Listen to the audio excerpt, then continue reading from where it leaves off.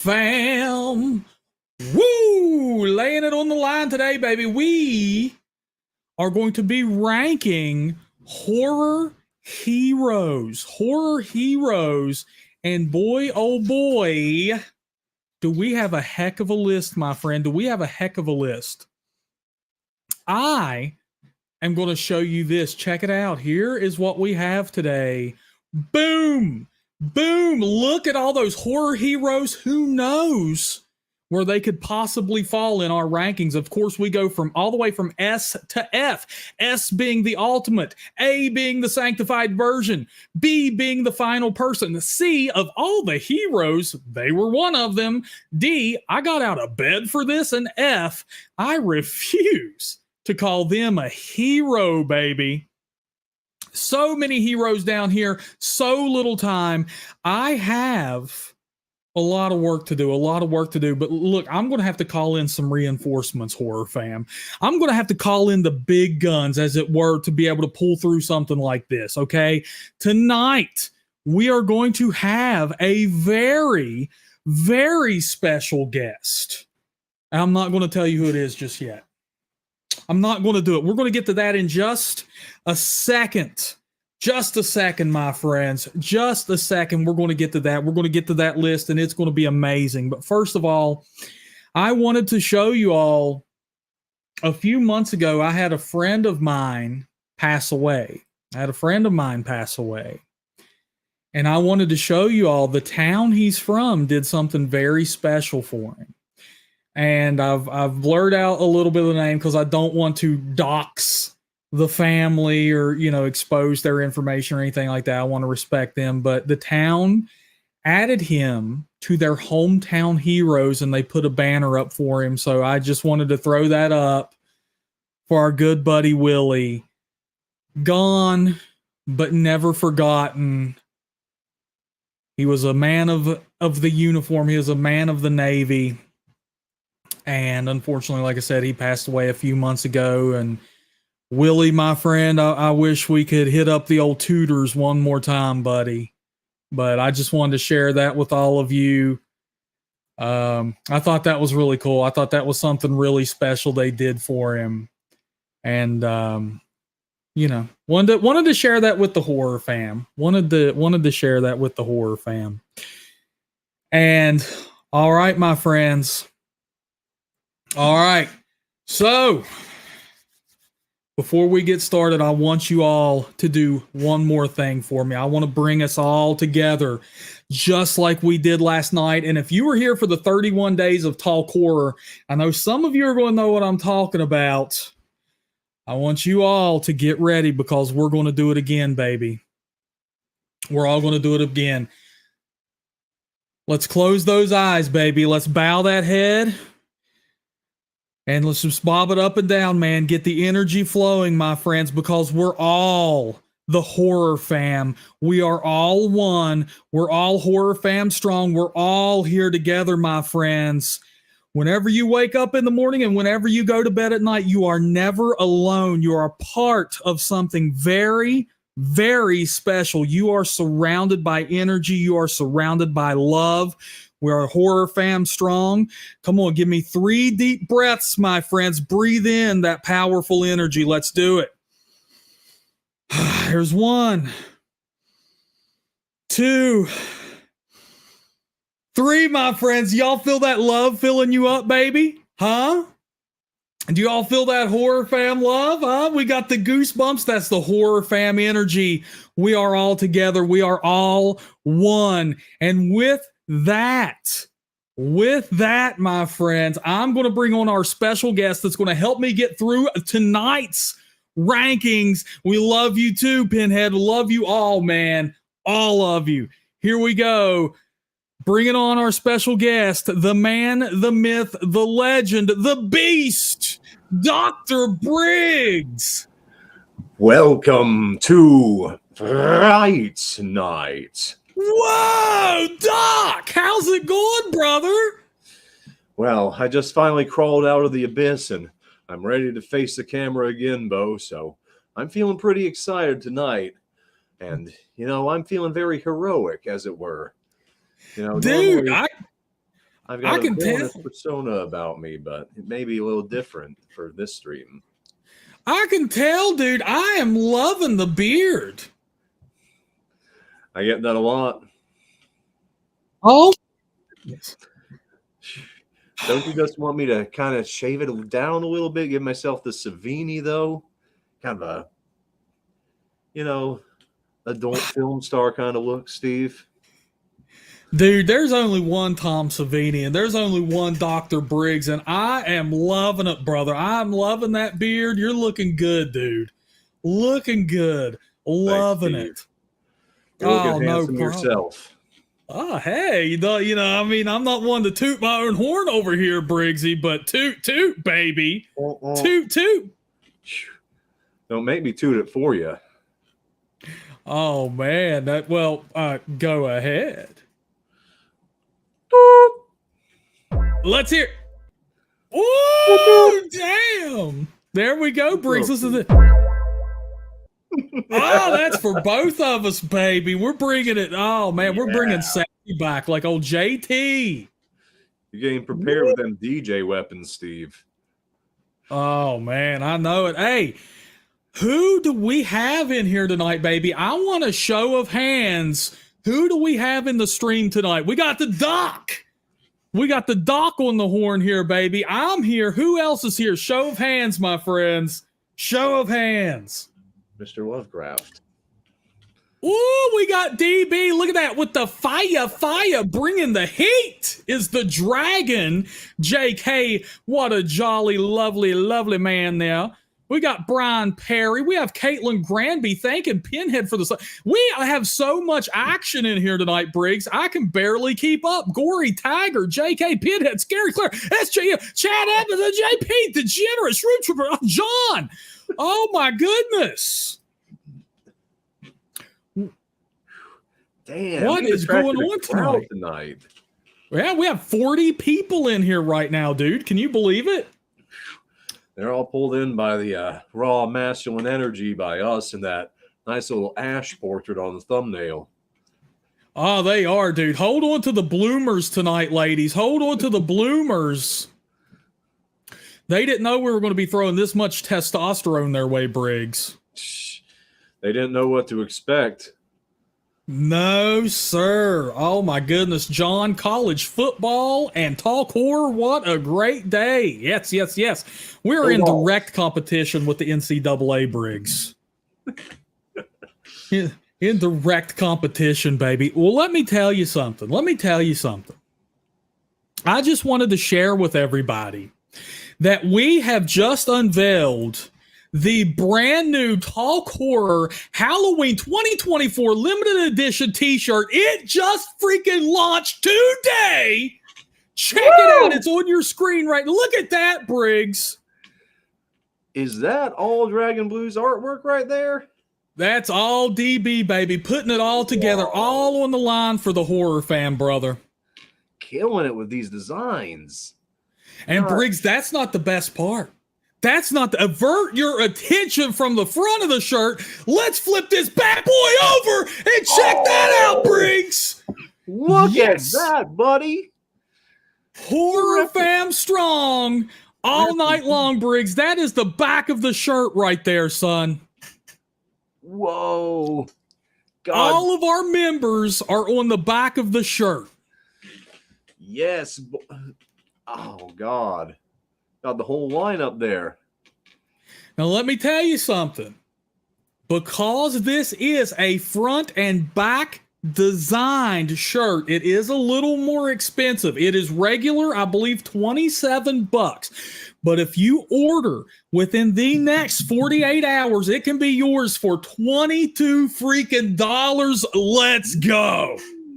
Let's go. Link is in the description below. And if you type !merch in the chat, you can summon the new design anytime you want, baby. $22 a shirt. I just typed it into the chat. There we go. And I want to hear what the HorrorFam thinks about this, man. Look at that. Look at that. Look at it, baby. There it is. Just click on that link ski. Dog, let's take a look at that lineup again. Look at all the faces in that crowd on the front. Wow, dude. Yeah, you want to look at that lineup, dude? Look at that. Look at that. Dr. Briggs, Necro, DOD, Artsy, Greasy, JP, Chad Edmonds, Claire Lusher, Samuel Stokes, Jonas, James Grant, Suma. If you see your face, Blue. raise your hand, boys. Yes, raise those hands. If you see yourself on the back of this shirt, raise those hands. Raise those hands, baby. Briggs is in there, son. Yes. Look at that. Look at that. Gory for more. Professor Strangefinger. We got Mags on there, Briggs. What do you think of those apples? It's about time we got Mags in the horror fam. I know it, dude. She's part of prime time now, baby. She is part of the prime time, baby. Look at that. Look at that. Who we got? DOD's on that bad boy. DB is on that bad boy. Chad, JP, Scary Claire, JK's on that bad boy. Woo! Dang, Briggs, can you believe it? JK Can says you he can't believe get one, it? though. He only has fake money. He only has Oh, Canada what? Dang, come on, JK. Oh, man. Grassman's on the back of that shirt. Grassman's on. Oh, my goodness, There's Briggs. Grassman, Briggs, we're setting a record tonight. We have 159 people in here right now. Welcome, horror fam. A horror fam running wild! Oh my goodness, dude! Can you believe it? Can you believe it? I can't believe my eyes, dude. I might be in heaven right now. Is this the afterlife? Are y'all real? I think so, man. I think so, Briggs. And look at this. They're just in time. They're just in time for our goody goodness, man.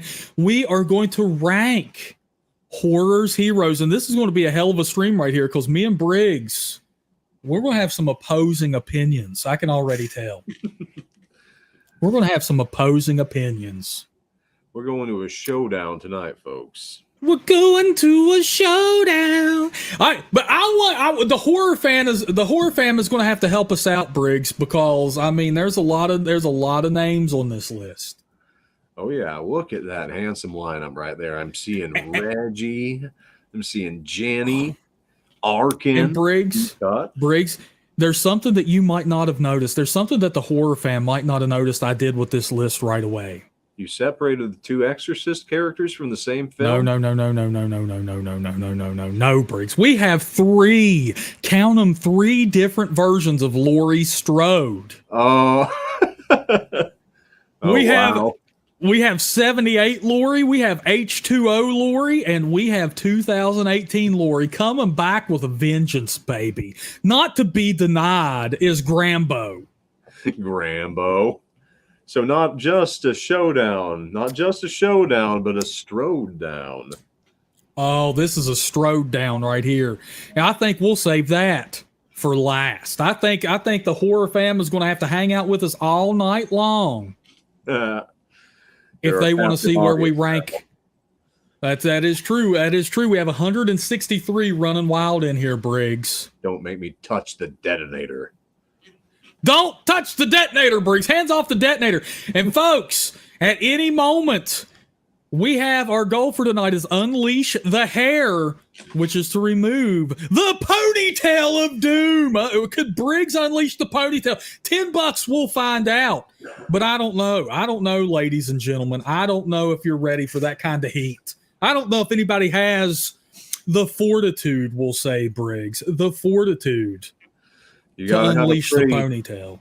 Pretty high constitution modifier in order to see this. Not go insane.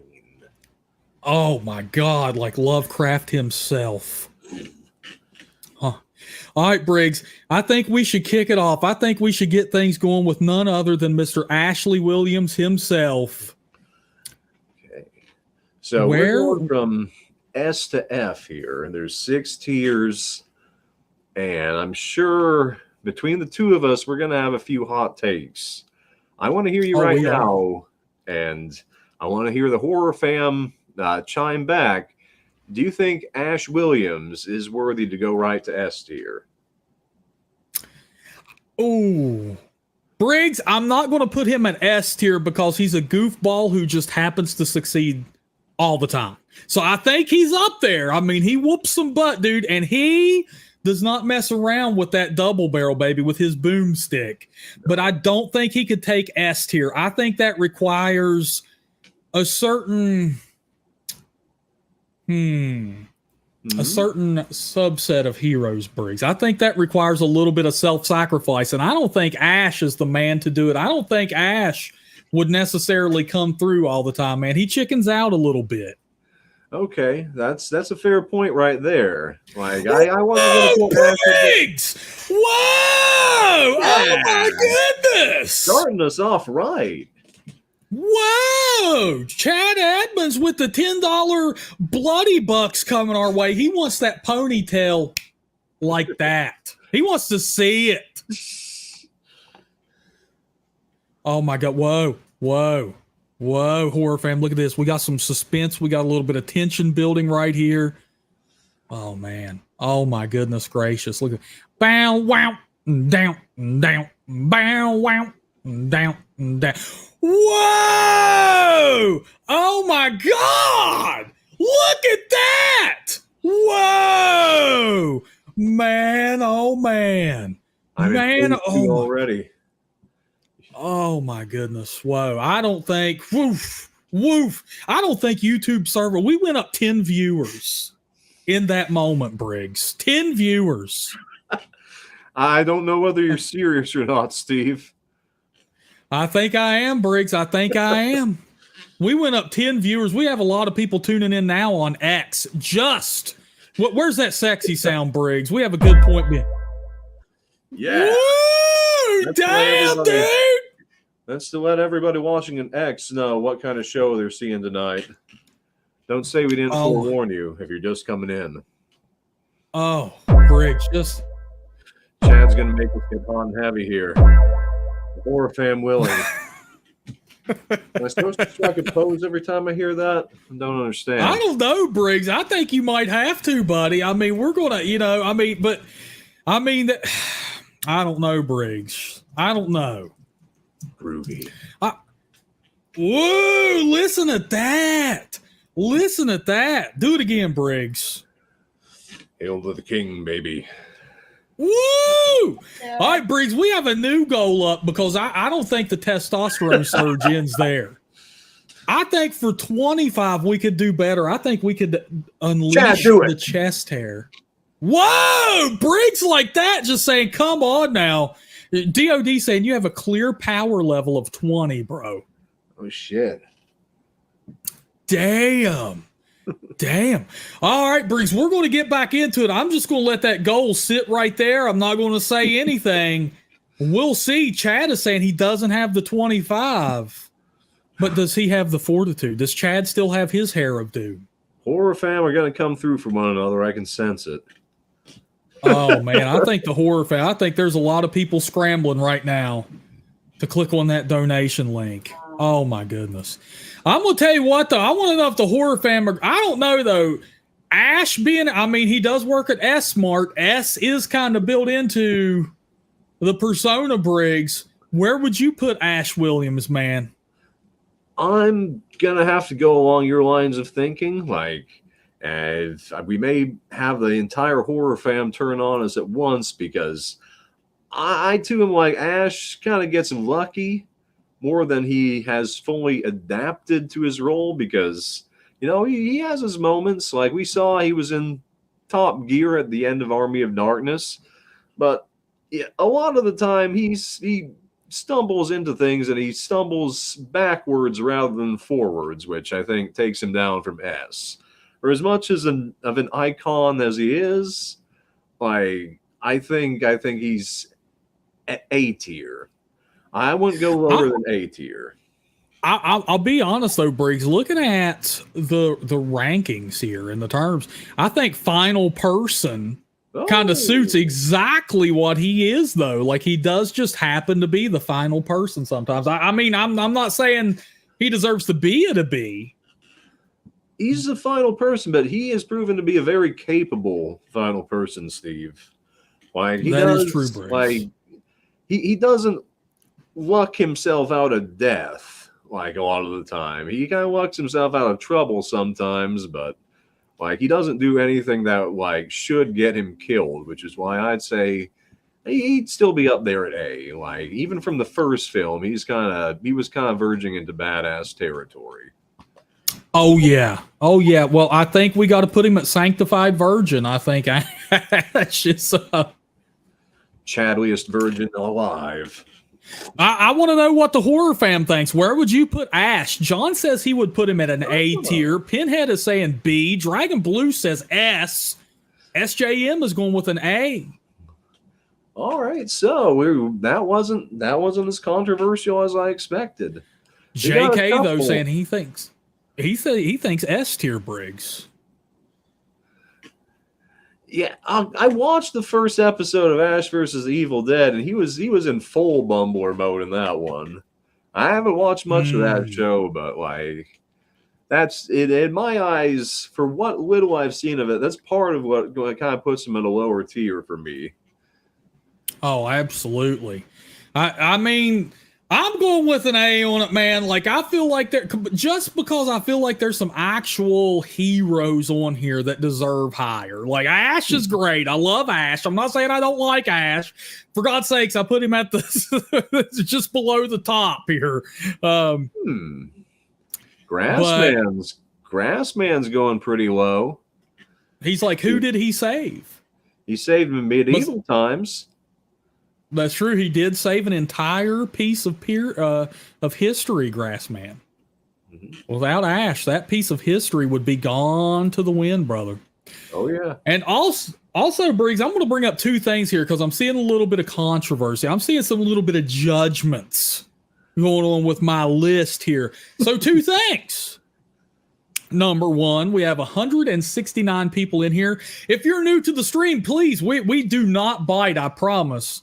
We only nibble. So please say hi. Don't be shy.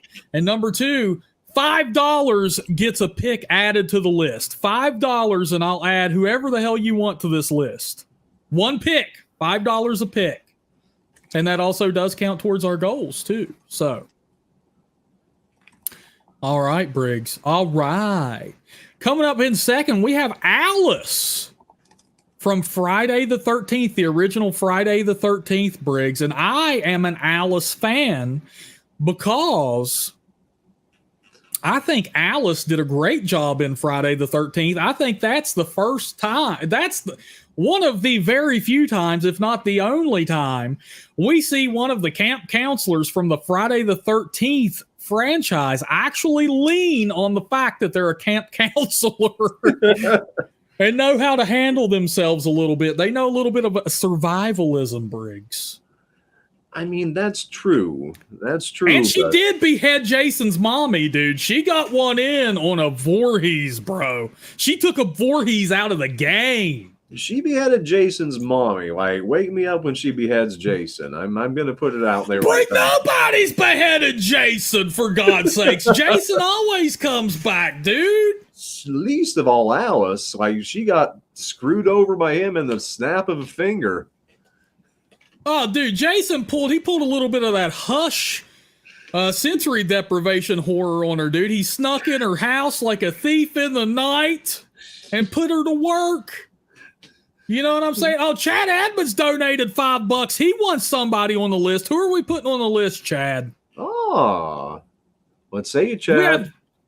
We have Jonas in the house, too. What's up, Jonas? What's going on, brother? It's the return of Briggs. Glad to have you here, brother. You like what you're seeing? Look at that. Whoa. Yes. See, Scary Claire likes her some Alice, Briggs. What about you, though? What about you? Alice, for me, like, she doesn't go the extra mile. Like, she's kind of forced into her position. Like, she kills it. Like, she proves herself capable, but like, I think she's proven that she wouldn't be able to do it again. Like, I think she's a very situational kind of final protagonist. So I would go as high as a B, just because like I don't have a problem with her. She does kind of impress me how she like kicks into high gear on kind of the drop of a hat. Like, she was taken off guard by that reveal of Mrs. Voorhees, just like everybody in the theater, I'm sure was. But she did still manage to like take it in the end by her own skills. Just, I think she wasn't up against the most formidable killer in the Friday the 13th universe by a long shot. Wow, Briggs. Wow. You dirty sniveling snake in the grass. So we're going to put Alice at. I feel you. I do feel you on that. I can feel you on that. I mean, she did. You know what? I mean, I'm just going to say this, Briggs. I'm going to say this. She did let Ari Lehman get the better of her at the end of that film. And you know what? I can't just have that when it comes to my horror heroes here, Briggs. You make an excellent point, Steve. Anybody who can be caught off guard by Ari Lehman at any stage of his life, that's just laughing. That's red marks. Yep. And DB's making this a little bit of a popular. Come on, this ain't prom queen and king over here, guys. She doesn't go the extra mile. Like, I don't remember like a single one of her personality traits, as it were. Okay, fine. We'll keep her the final person. Or, you know, I can see an argument for being a C because that description is very good for what we're hearing here, Briggs. Of all the heroes, she was one of them.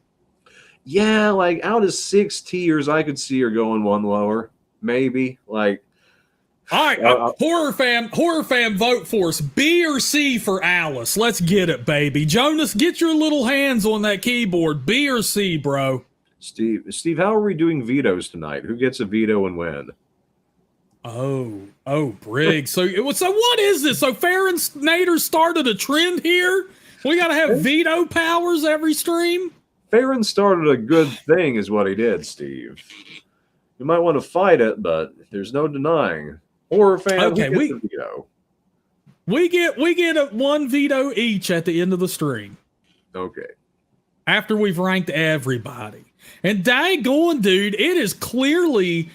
We're a little bit off our rocker here, Briggs. The horror fam has spoken, and Alice goes down to a C tier. Can you believe that, dude? So there's space between Alice and Ash. Like, I can respect that. Like, I give Alice a little more credit just because I love the intensity of that final climax, the chase scene in Friday the 13th. But, you know, kind of take that away and leave it with the character. And would you rank Alice higher, or do you think that's a good place for her? I think we could, you know, I could see an argument for either. We'll see when I use my veto power at the end of the game there, buddy. Oh, would you use it on Alice, though? We'll see. We'll see. We'll see. All right, horror fam, we have 173 horror fam strong all night long in here, baby. Make sure you hit that like button and share this stream with your friends. We are setting records. If we could get to 200, I don't know what we'll do. Briggs will do a jig. I was never introduced to that concept before, but I like it. I'll do it. Briggs will do it. If we can get, what is that, Briggs? 27? Oh, we're up to 174, Briggs. You better get them dancing shoes out of your closet, bro. So a quarter. I got them on. Listen to him tap. Listen to him tap. Woo! Share this stream around, my friends. All right, next we have Bridget from Ginger Snaps, Briggs. Now, Bridget, we're finally getting into a hero that I think went the damn extra mile. She wasn't just thrown into a situation and, maybe she prevails, maybe she doesn't. Yeah. She had to live in this situation, bro. Yeah, she had to take control. Like, I definitely give Bridget more points for navigating herself through a more complicated situation than just something trying to stalk and slash her. Like, I think she's intelligent. I think she's tough as nails, even though that gets tested a lot between parts 1 and 2. I do agree. What would you say, Steve? Well, okay, so Bridget, of course, is from Ginger Snaps. She her and her sister were attacked by a werewolf one night. They had no clue that's what it even was. So Bridget was the one who even unraveled the mystery of what even attacked them that night. Yeah. And then not only that, but she protects her sister. She puts family first. Then she tries to protect her friends. She tries to protect the damn townspeople, even though the townspeople don't necessarily treat them right. The Fitzgerald sisters are looked down upon in their community. Mm-hmm. They're bullied, and for God's sake, she even tries to help the bully. Not only that, man, but Bridget finds a solution. Mm-hmm. Bridget finds a solution. I love the Ginger Snaps movie. I love the first two especially. I would personally put Bridget at least at an A, brother, at Sanctified Virgin. I think she is, she's up there, man. She is up there. Yeah, I think an A is a bare minimum for me. Like, just hearing you describe her again, like, she's got enough behind her that she's earned that place. Dragon Blues laying it down, Briggs. I want you to read that one out loud for us, baby.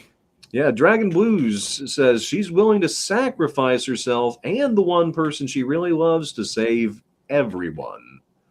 Like, that's some moral fiber right there from Bridget Fitzgerald. I think we got to put Bridget at it. I can see her going up to the ultimate tier, Briggs. I mean, so we got somebody jockeying for S tier kind of right out the gate. We do. We have Dragon Blue saying S, BP saying S, SJM saying S, Hammerhead saying S. All the love for Bridget. All the love for Bridget. We have some Ginger Snaps haters. That's okay, because we still love you. Even though you don't like some of the movies we do, we still love you. That's what makes the Horror Fam strong all night long. All night long. Oh, Grassman, $5 a pick, Grassman, and this can become your list, brother. I mean, you could throw me, a couple hundo, and then next thing you know, it's your list. Yeah, I mean, if you want to add some picks from Campfire Tales up here, Grassman. I know you're a fan. Yeah. Scary Claire saying she met Emily Perkins, who played Bridget, a few years ago, and she was really shy but really sweet. I don't know why, but I got that feeling from her too. Like she just plays, oh God, what's her name in Stephen King's It very well. The abused child role, and she also played Bridget very well, and of course the outcast role. So, you know what, Horror Fam? Let's take a vote. I'm moving her up to S rank. That's what me and Briggs say. I want to take a vote right now, Horror Fam. What did you say? Beverly, thank you, Chad Edmonds. She was Beverly in Stephen King's It. She was the little girl. What would you say? Where does Bridget belong? And Briggs, we need 17 more people in here, and we break 200. And I break out into dance. And Briggs is going to do a dance for everybody, baby. Invite your friends, tell your mom, tell your grandparents, get your bucks up. We're breaking records and breaking hearts tonight because Briggs is, of course, a taken man. No one else can have him. He belongs to me. That's all we can say. Holy crap, Jonah said he met Heather Langenkamp and she gave him empanadas. I like that. Goodness gracious. Goodness gracious. And of course, if you're new to the stream, Horror Fam, you are one of us. Don't be shy. Feel free to speak up. We love you all. All right, Briggs. It's looking like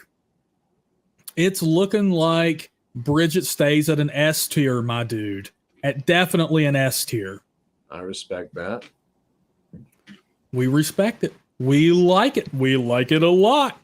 All right, moving on. We have Father Damian Karras Briggs. I'm just going to do us both a favor and just go ahead and move him up there because not only does he have to confront himself. Now, of course, Damian Karras is from the greatest horror film of all time, The Exorcist.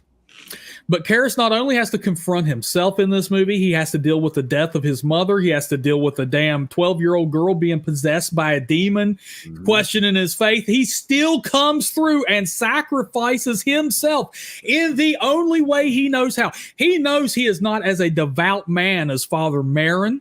He can't lean on his faith as hard as Father Merrin. So Karras does the only thing he knows to do to save that little girl and save her soul. He does. He belongs at the ultimate for me, Briggs. Yeah, like no argument for me there, Steve. Like you might as well just throw Merrin up there as well, because like I agree. I may not be in love with The Exorcist as you, buddy, but I'm not even going to argue that Karras and Merrin are not top tier protagonists. Like the fact that Karras starts off like questioning his faith and of course questioning whether this girl is possessed, and then eventually convinces himself, comes around, and sacrifices himself in the name of faith. Like it's beautiful, man. Like in Merrin, God just dies, just kind of like fizzles out, just trying to be his paragon, his pillar of support. But, and we know he's done this before, and it almost killed him that time when he was a young man. But Briggs, I also love in The Exorcist when Merrin is just going for a walk, and the messenger brings him the letter that he's being called to duty, and Merrin just puts it in his pocket because he knew it was coming. He knew it was coming. He knew he would be put to the test one more time. Oh yeah. He knew evil was out there, man. And it gives me chills right now. I have chills. Both S tier for me, brother. Yeah, it totally sells you on kind of their mission and their role they're going to play in this battle. I don't know if anybody in the chat right now has any objection as to why these two men should not be placed at the top of our tier list. I don't know if Steve is open to those objections, but I'm giving you the SJM. SJM those, baby. Totally S. Totally S. Grassman set off his smoke alarm, which notifies the local fire department immediately. Grassman, please be careful. Please be careful out there, bro. J.K. says he would have put Merrin at S, but Karras at A. Wow. What's your reasoning for that, J.K.? Whoa, Jax is making another appearance here, Briggs. It's been a hot minute since we've seen that smiling face. She was here for like the very first ever Talk Horror Live with me and Briggs. You remember that, dude? Oh, yeah, that was a minute. It's his long time no see, Jax. Welcome to Fright Night. Whoa, we have 189 people in here. We hit 200. 11 more. Briggs gets up and does a jig. Full screen, baby. Full screen. Look at he's got them dancing shoes warming up. He's going to burn a hole through his damn. He's going to set off the fire alarm too. Oh my goodness. Oh my goodness. JK is saying Karras could be S tier. He could be S tier. There we go. There we go. That's more like it. That's more like it. All right, Briggs. All right, Briggs. Here we go, baby. Next one coming up is Jenny from Friday the 13th, Part 2. Now, in this one, Jenny is, of course, another camp counselor. She's a little bit feisty one, though, Briggs. She has her own personality, we'll say. Yeah. But not only that, but she's like, what, a psych major? Mm-hmm. Yeah. So she knows exactly what she's doing when it comes to, Jason Voorhees, who we'll just kindly refer to as underdeveloped.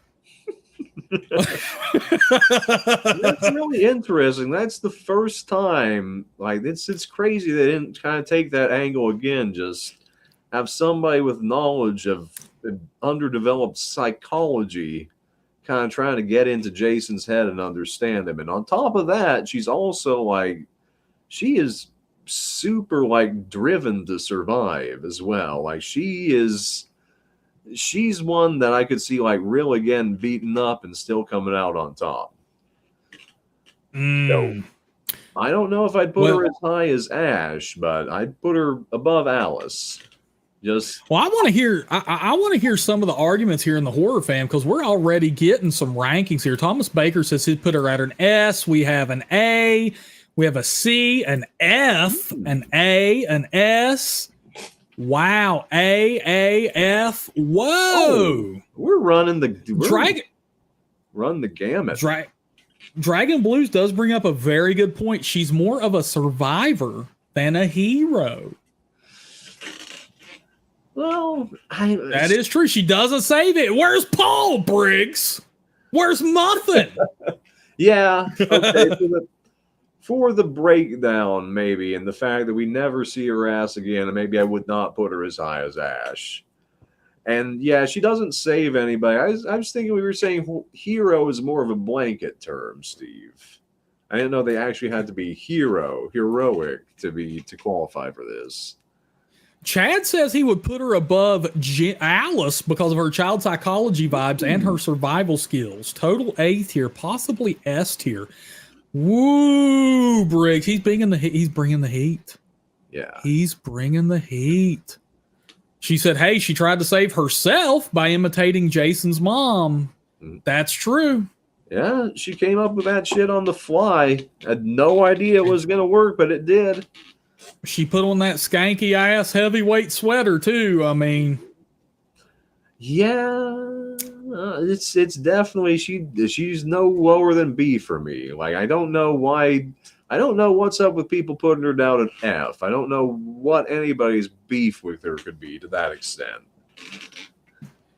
Dude, you know what, dude? I'm going to put her at B right now because the horror fam seems really split, and I think me and you are in alignment on this one. I love Friday the 13th Part 2, but I also do see a very valid argument coming from Dragon Blues.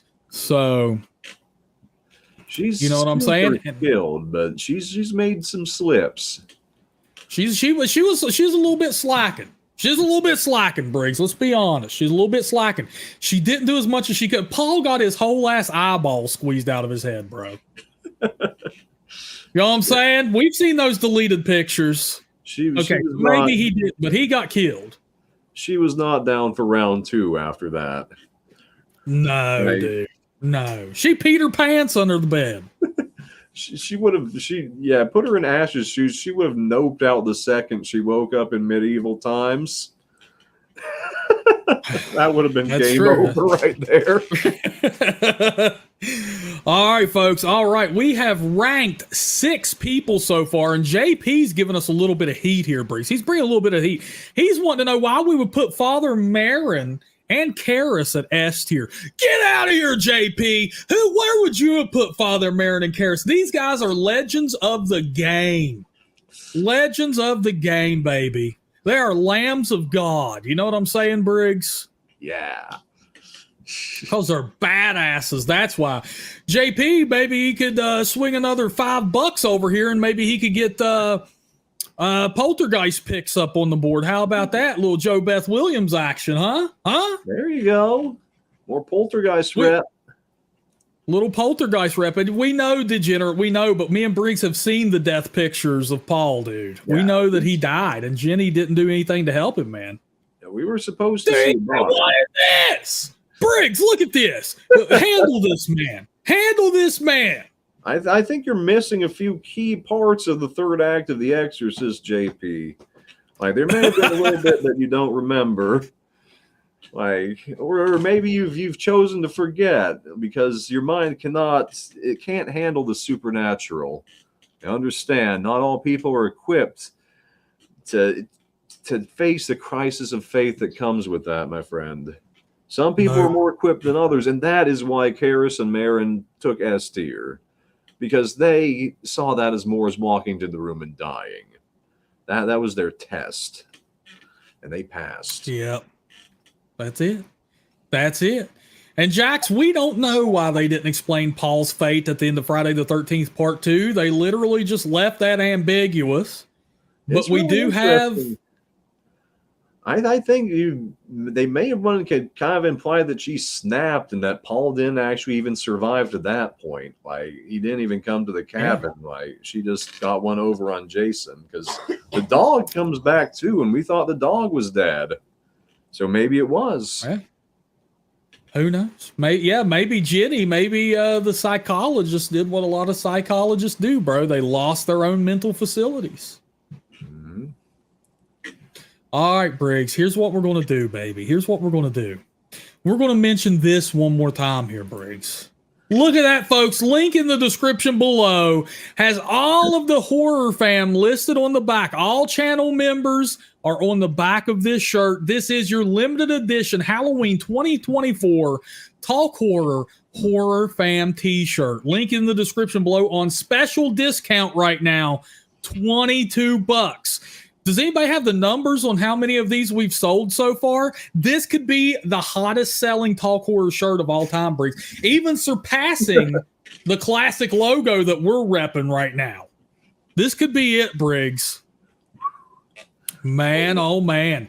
Jax said she loves it. Jax, Dragon Blues, Mrs. Bojangles worked her butt off on this shirt, man. Worked her butt off, and this is what we got. All channel members' names are listed on the back. You'll see Dr. Briggs right up there at the top, baby. Right up there at the top. The old doctor is in. It is on sweatshirt, but unfortunately, the sweatshirt does not have the back design. That's only limited to t-shirts. I don't know why they did that, but you can get it on sweatshirt. It is there. And folks, we have 185 people in here. Please feel free to say hi if you're new and subscribe to the channel. Be part of this horror fam. We love you all and we will not bite. And of course, invite your friends because once we hit 200, you're going to see some serious shit. All right. Briggs, back to our little list here. We got ourselves a nice little Tetris block there. Just kind of a perfect, like up the top and two across. I think we do, Bruce. We got that upside down L in here, man. You know what I'm saying? And I think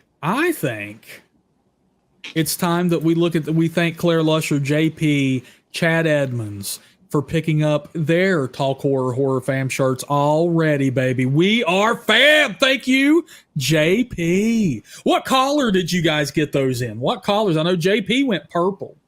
And while you tell me that, me and Briggs are going to discuss a little bit of Ed and Lorraine Warren. And for them, Briggs, I think we're going to be contested on this one. I'm going to let you start off and you tell me where they're from and where you would put them. Ed and Lorraine Warren are highly fictionalized versions of the two con men who investigated the real life. Oh, God, here we go. Come on, Briggs. Let's keep politics out of this, okay? Come on, buddy. You're gonna bring the heat to Ed and Lorraine Warren. God rest their souls here. I can't help it, Steve. I look at the main couple from The Conjuring, and I just see two like two very sensationalized versions of like pretty much the most embarrassing paranormal investigators, you know. But oh my goodness, Briggs. Oh my goodness. Well, sticking with the fictionalized version, where would you put them? Sticking with the fictionalized versions, to me, they are two of the heroes of all time. Like they've got okay chemistry together, but I don't watch them and I'm like, oh my God, I'm in love with their love story or anything like that. And when it comes to the actual paranormal investigation element, I don't know. It's just there's something very generic about it that doesn't make them stand out to me. It's just kind of let me tell you something, Briggs. Yeah. I'm going to break it down for you. I can see you need a little bit of help. You need me to wade you through these rough waters that you're facing. Let me tell you something, Briggs. What? So first up, okay, Ed and Lorraine Warren relationship goals. Number one, this is a paranormal investigating team from another world here, baby. And they love each other. They kiss, they smooch, relationship goals. And they always have each other's backs. That is the important thing of a relationship. Me and Briggs know that better than anybody. And let me tell you something else here, Briggsy boy. Ed is the epitome of an alpha male. He pleases his woman. He pursues his passions, and he's a mechanic in his spare time, Briggs. How does it get more manlier? And he knows how to play guitar and sing, for God's sakes. They're a lovely couple, a lovely man, a lovely wife. They always have each other's back. And let me tell you something, when they're called in on these investigations, they're called in, bro. They don't have to do this shit. They're called in They show up, they save the day, and then they go home and take care of their daughter, bringing the haunted artifact back into their house, sanctifying it, making it safe for everybody to enjoy. Briggs. All right, that's where I'm at on Ed and Lorraine Warren. But just as characters, like I do dig their little like haunted like artifact, like keeping them safe from the world like collection. But just they themselves, I just think it's kind of boring. Like these, what you talk about is cool as a concept. They're cool as a concept, but they don't really flesh them out too well. They kind of feel stuck. They don't flesh them out. I've seen 2 damn movies with these people in it, and holy shit! I told you, Ed's a mechanic. He plays guitar. He pleases his woman. They please each other. They have it. Come on, what the hell else do you need? With that? The hell do you need? Come on. Do they ever do anything with that? Is there any? Yeah, they play guitar with each other. There's romance. They save the day. There's tension. They work on the car in the first one. I mean, goodness gracious, here, Briggs. Come on. All right, so you put them at S tier, right? I'd put them at least A. Oh. What does the horror fam say? Let's see what we got here, Briggs. Blaine says they're a cute couple, easily an S. Easily, that's what Blaine says. Scary Claire says S. DB saying A or S. Let's see here. What else have we got? What else? Yeah, DB saying sticking with the film versions for God's sakes. Come on. Brian Perry saying an A. Degenerate saying an A. He said without them, everyone in that situation would have been dead. These are true heroes. These aren't just, oh man, they happenstanced into surviving. These are true heroes right here, man. Yeah, okay. They do save the day. They just don't stand out to me while they did it, okay? And plus, and sticking with the characters here, Briggs, I believe Ed and Lorraine would have been part of the horror fam. I'm just going to say it. Just sticking with I think they're right up there. Though. We're sticking with the film versions. And in the film version, I wouldn't be surprised if in The Conjuring 4, they're not wearing the brand new horror fam t-shirt. That's all I'm saying. That's all I'm saying. You damn right. Hey, Grassman, when you get testosterone like me, you can do things like that, brother. You can do things. But Briggs agrees. Briggs is his own person. He doesn't need any test. Look at that hair. Look at that beard. This man is his own person. He wholeheartedly agrees with an A ranking, correct? You said you'd even maybe put him at an S. Yeah, Ed and Lorraine are definitely up there for now. There we go. There we go, baby. Hammerhead got his shirt in, baby. Hammerhead's getting the horror fam shirt because Hammerhead is a total gangster. Let's pull it up one more time here, Briggs. Yeah. Look at the horror fam. Can you tell us who those two characters are right there in the middle, Briggs? Why, I believe that to be the leader of the undead and his bride. That, of course, is Dragon Blues, and I am wearing the classic Bojangles diamond on my eye, brother, with the top hat. Yeah. With the top hat, and we have the horror fam on the back. Let me tell you who else decided they're picking one up, Briggs. Do you know who else decided? Jax decided she's getting one in blue. Nice. Yes. That's our Jax, brother. That is our Jax. Locking down a blue. Scary Claire's going with classic black. Chad is going with black. I love it. I love it, Briggs. How many are we at now, folks? How many are we at now, baby?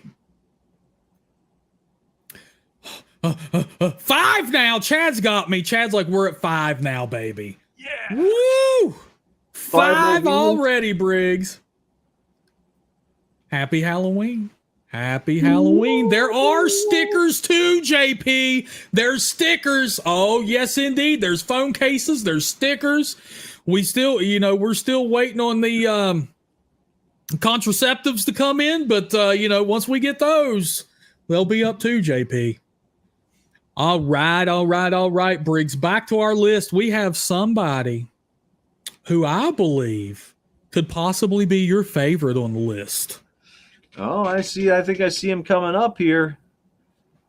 We have Go ahead, Briggs. Tell us who that man is, who that studly man is, and why he belongs on this list. That man, the myth, the legend, the reason I'm so comfortable with my receding hairline is Reggie Bannister from the Phantasm series.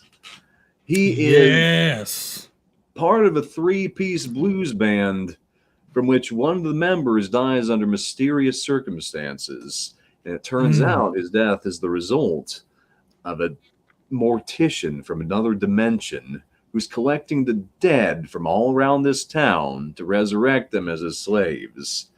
What Reggie does is he's still part of this friend group with the remaining 2 members of the band in it, as well as his bandmate's younger brother, Mike. And Mike, he's the one who starts noticing this mortician, this strange figure around town. And he starts investigating what's going on in the basement of his building. And once the secret comes out and the little brother lets the bandmates know what's been going on, like Reggie steps up. He is the first one when they're discussing what's going on at this place. He's the first one who suggests they take the tall man down, this mortician, hold him down and ram a stake through his goddamn heart. And we gotta go find out what's going on there, Briggs. That's Reggie, baby. The minute he realizes his friends are in trouble, Reggie springs to action and will stop at nothing. He was not the main character in the first film, but later became the face of the franchise because of his friendship, man, because of his love and his loyalty to his friends. That is Reggie Bannister. And he is not just a survivor. Reggie is a bona fide freaking hero. He goes to the mortuary. He hunts down the tall man. It's not only, we staved off the tall man. Now, there's no active threat. Now, he hunts this son of a bitch down because of what he did to his friends. Yeah, like Reggie, his loyalty survives the classic "It Was All a Dream" ending, because they make you think that's what's going on at one point in this series. But even in scenes from the series after that, like, Reggie steps up again and again to protect what his friends that are still remaining. He makes his own weapons. He takes the fight to the tall man. He's kind of like a proto-supernatural, like him and his remaining bandmate's brother who go on this kind of road trip to, like, face down the supernatural activity wherever it's going on and try and stop it, cut it off at its root. And man, I could be biased because Reggie does have a lot of moments where he's been caught off guard in which he's failed, but dude is a genuine ass kicker. Like, I would start off right there alongside Ash. Like, I would put him on the same tier. Briggs, I can't see somebody like Reggie beside of Ash. You know what I'm saying? Like, Ash never sacrifices himself and shit. I think Reggie belongs right up here at S tier, man, because he is the ultimate friend. He is HorrorFam strong all night long. That's where I would put Reggie, dude. That, no argument for me there. I just didn't want to be a glazer.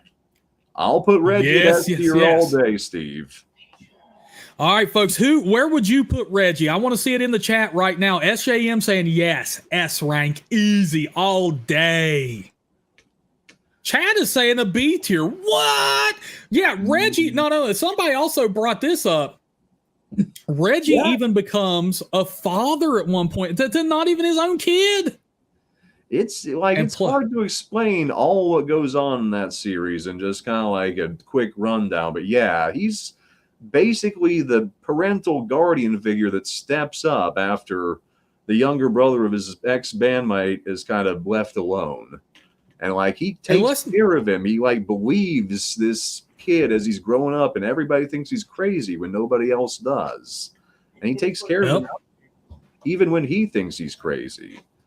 Like, it takes some kind of revelation for Reggie to understand that, yes, there is an evil entity who's really out there, and it's not just a dream. But once it does, he's no hesitation. That's it. There's no like internal conflict. He is back on the job. And that's you know what, why Briggs? Reggie would be S for me. And I think we need to respect a man who's willing to step up, take care of a kid, and be a positive role model, because he saw that Reggie is the epitome of manliness, dude.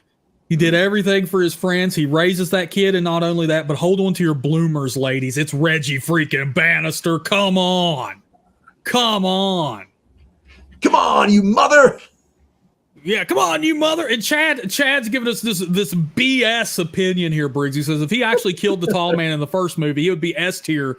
But no, 5 more movies of epic. Oh my God, Chad's jealous. Chad's jealous. You know how many times they killed the tall man, Chad? It's easier said than done.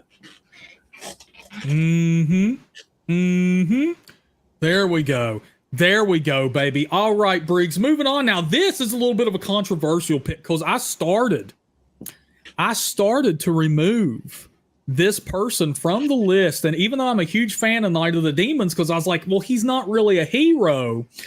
And we're talking about, but I was wrong. I was a little bit wrong, because we are talking about Roger from Night of the Demons, which is one of my favorite movies, which revolves around a group of friends, or at least in somewhat acquaintances for some of them, who go to Hull House for a haunted Halloween party. They unleash some demons, and the whole damn movie, Roger pretty much plays a scaredy cat. But he is warning them. He is also a harbinger. He's like, dude, my daddy was a preacher. I don't mess with this shit. We need to freaking get the hell out of here before it's too late. And he does that, and he takes Helen with him, another friend. She's the only one who is willing to leave with Roger. Everybody else made fun of him. So he does kind of become a little bit of a scaredy cat. He does flee when crap hits the fan multiple times until the last 10 minutes of the movie. He finally does save a friend from eternal damnation. So that's why I did leave Roger on the list. He did abandon some people earlier on, though, Briggs. He did abandon Judy, let's be real, but he does come back for her in the end. I can't go higher than a B for Roger, personally, dude. I don't know that I'd go as high as a B. To be honest, like that is for 70-80% of the movie. That takes some points off for me. Like, I give him credit. Because, like, he does save somebody in the end. Like, he does not just try and save his own ass to the bitter end. But, like, for most of that movie, he doesn't try and, like, make any serious attempts at forewarning people. He's kind of dipping. He is kind of dipping, and let me tell you something. He dipped on Judy as well as some other friends, and if she didn't happen to freaking survive, she'd have been dead. So I do agree. All right, horror fam, where are you guys putting Roger? Oh God, Farron, $5. I'll add Kincaid to the list, brother. We got old Hawkins in here calling for Kincaid. Hey, I made a deal. $5 gets their own pick added to the list. I can do that. That's the only way I'm editing tonight's list, brother. But that is a damn good one. But where would people put Roger? Me and Briggs were kind of in alignment here. We could put him at like a C. Of all the heroes, he's one of them. Mm-hmm. JK is saying C. Brian Perry is saying B. You're saying B, Bo. I was, but I could easily go C, Briggs. You brought up a very valid point. Now that I think about it, Judy kind of survived for happens. Had Judy not pulled through, Roger would have never been a hero. He'd have never saved anybody, but at all. Roger and made folks, but he had to have it set up for him. Folks, we are at 190 people in here. We get 10 more. Briggs is doing a jig on stream, so please invite your friends. Get your bucks up. We're going to have a hell of a day. Everybody's saying C. Jax is saying C. Hawkins is C. Hammer is C. D-Gen is C. I'm proud of all Chad, I saved that for later. Dragon Blues is saying, to be fair, he'd have saved everyone if they had just listened to him at the beginning of the film. Yeah, that is true. Do that. That's true. That's true. I'm putting Roger right here to C, Briggs. Roger belongs right there to C, I think. All right. Yeah, I think we're in concurrence there. Yeah. And JP He's scrutinizing us, Bree. He says, let's all room into a room and die, and we get top of the board. JP, let me tell you something. When you put your life on your line for your friends, like I would do for you, buddy, hey, now we know what kind of man JP is. I'd die for JP, but JP wouldn't die for me. Come on. We see how it is, JP. You're off of my zombie survival team, buddy. Can you believe this, Briggs? And hey, all you new folks in here, please feel free to speak up. Hit that subscribe button. We love you all. Hawkins, since you're new, I wanted to show you this. We just today released a brand new HorrorFam shirt, and your name is on the back of it, brother. We have Farinator on there, over there, top right. As you can see, this is the Halloween 2024 limited edition Talk Horror t-shirt, currently on sale for only $22. $22. You can get this after 2 days. It goes back up to 27. So if you want it, snag it today. And also, we had some good questions. People were wondering if that design comes on a mug. We do. The mug is $11. If you want that on your very own coffee cup, fuel up for the day with the Horror Fam. $11. Stickers are only $2 right now, Briggs. $2. And yes, it does come in a wall tapestry for $23. And of course, if we hit 300 people in here, Briggs has already agreed he will get the new Horror Fam logo tattooed on his forehead for the rest of his life. Horror Fam. We're going to make it happen. We're going to make it happen. All it takes Hawkins, to figure Briggs. Hawkins asking for the link. The link is in the description below. Also, if you use the command !merch, the link will pop up in the chat. It's on its way right now. But link in the description below. Definitely prefer you clicking that one, brother. Definitely prefer you clicking that link in the description below. Comes in up to a 5X Farinator, so if you stitch 3 of those together, you can cover that big old beautiful body, brother. All right, Briggs. Now, here is someone that I very specifically added to the list, Briggs. Yeah, because you about that. Like, yeah, you left her off. You forgot her. This is baby Steve's girlfriend here, okay? Well, You're not going to leave Kyle off the list. I guess I should have put Alice Johnson on there. Oh, come on, Briggs. Hey, no. We're talking about Kyle from Child's Play 2. Kyle from Child's Play 2, who is an orphan herself, we'll say. Mm-hmm. Gets put with the same foster parents as young Andy Barkley. Chuck is on the loose. He's ready to come play hide the soul with Andy, kill that boy, take his soul from him. And Kyle steps up, unravels the mystery, and then saves the day, dude, for this kid that she barely knows, Briggs. How could you dare leave her off this list? I want an explanation from you right now. I was going to put Andy on the list, but I kind of forgot. Well, hell, that doesn't matter, Briggs. I'm asking about Kyle here. I didn't put Andy on the list. You don't see him on this shit.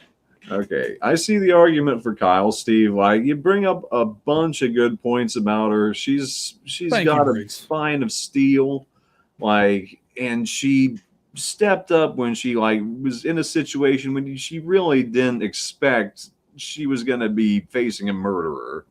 So I give what, Briggs? I got to stop this here for a second. Grassman had the audacity to say that he thought that was Corey Haim smoking a butt. Oh, Briggs, you are going to see David Allen Greer from Tales from the Hood levels come out of me, Grassman. You better put some respect on Kyle's name, bro. You don't know what you've just done now, Grassman. You don't know you what have you've unleashed Briggs. We're going to have to put the whoop ass back in the can because it's about to come out, bro. Shoot, we didn't put any Lost Boys characters on there either, did we? Oh, no, we didn't, but that's okay, Briggs. That's okay. If somebody donates $5, they can add them one at a time. You know what I'm saying? Big brain maneuvers, Briggs. Thou shalt donate. All right. Thou shalt donate, baby. Where are we putting Kyle on this list, Briggs? And you better remember what I told you earlier. But I remember what you told me earlier. So I would go as high as a B, final person. I put her up there with Jenny. Like, she was forced to step up and she was highly capable of it. I don't know if Mm-hmm. she would be the one to survive in other horror situations where it's not her, like, getting an emotional connection with, like, a kid like Andy. But I think she was definitely the right one to take charge and save the day in that situation. So she fits the role of final person. Solid B for me. Solid. Okay. You know what, Briggs? That is very commendable. Very respectable. Thank you, Briggs. You have, I feel like I've opened your eyes to the power of the lovely Kyle and her leather beret. Now, Andy would You get know what I'm A saying? tier because he's made his life dedicated to stopping Chucky. Briggs, Briggs, if you donate $5, we'll get Andy on here, bro. Come on, what are you doing? We can't talk about Andy. Oh God, Briggs is doing it. Look at. I owe you. Whoa, he breaking it. Promise to pay right here. This is my collateral. That's Briggs's. All right, who's gonna do it for the man? He's on the stream. He's busy. All right, Briggs. Now here, okay. So number one, I want to see from the horror fam. Where would the horror fam have put Kyle? Oh, JP has a good offer. What's JP saying this time? He'll donate $20 if the two altars do. I'm telling you, Briggs, we're going to have to put it back in the can. The horror fam's running wild today, and we have a couple. You want to do it for that sweet moolah? I'm not removing them. They're the best. They're the best on the list. These guys deserve. If there's a higher tier than S, Briggs, I think they would hit it. All right, Briggs. All right, baby. All right.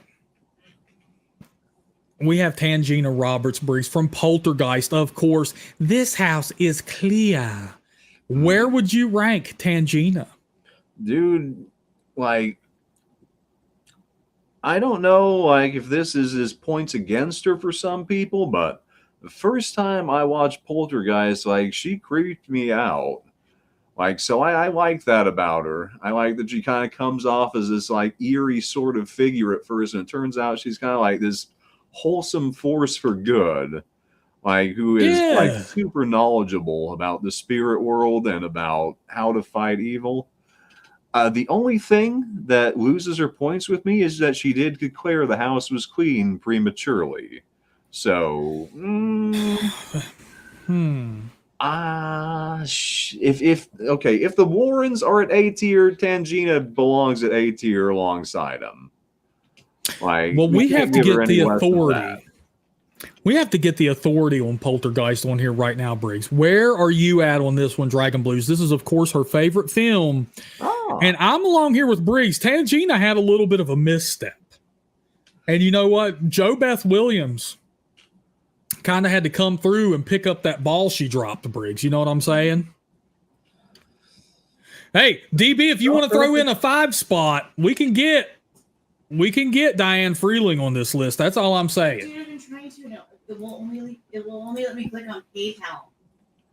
JK says A tier in the first movie, E tier in Poltergeist 3.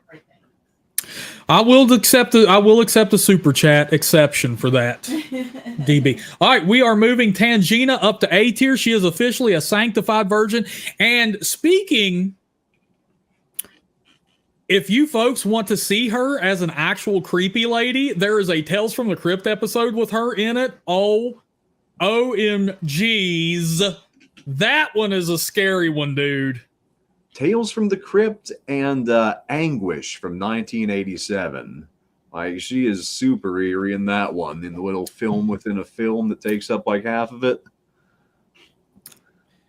Jax Klaus, very good point. Tangina is a hero. She sacrificed herself in Poltergeist 3 to save Carol Ann. And yeah, that episode is The New Arrival, in case you want to check out that. There you go. Thank you, Briggs. What do we say, Briggs? What do we say to bad children, Briggs? What would David Ward say? Oh God, you're putting me on the spot. Ignore it. God, I need to watch that again. It's a great episode. All right, Briggs. Now I'm going to save the Laurie Strodes of the world for later. Okay. So we're moving on to Sal from Night of the Demons because you suggested Roger, and I swooped in like the hero I am. I think I'm going to put a picture of me on this list after all I've done, HorrorFam. Sal is the true hero of this movie because he sacrifices himself for Judy and actively tries to save people. He doesn't try to flee. He doesn't try to get the hell out of Dodge. He doesn't hide in the car like a little whiny baby until the last 10 minutes of the movie. Sal takes an active role in trying to help and rescue people, and he ends up dead for it. Yeah. I think Sal does not belong on the same tier as Roger here, Briggs. What do you say? Yeah, he doesn't. He belongs like a tier below because he did not sacrifice himself. He made an oopsie and failed. What? Briggs, he's out of control. And let's not forget, I've met Billy Gallo in real life. I have shaken this man's hand. I was the first in line to get an autograph from Mr. Gallo. Okay, he is a great dude. I think Sal is easily, Briggs, at an S tier. I mean, you're speaking crazy talk here, Briggs. Oh, so I get it now. You're trying to get me to use my veto on that one right there because you're talking. Oh, crazy come on, Briggs! High up there with Karis and Marin and Reggie. You know what, Briggs? I'm getting tired of it. SJM, get in here and tell everybody how good Night of the Demons and Sal is. We have Hammerhead saying he is easily an S. JP says Sal is an S. Brian Perry says S. Hammerhead with a solid S rank here. Grassman saying S. Whoa. Look at this, Briggs. Look at this. Where would you put him then, Briggs? Where would you put him, buddy? Honestly. Why, he didn't make it through the end of the film, man. He wasn't even a survivor. I would put him What the hell are you talking about? Who the hell was a survivor on this list? Roger. Oh, my God. These glasses are about to come off, Briggs.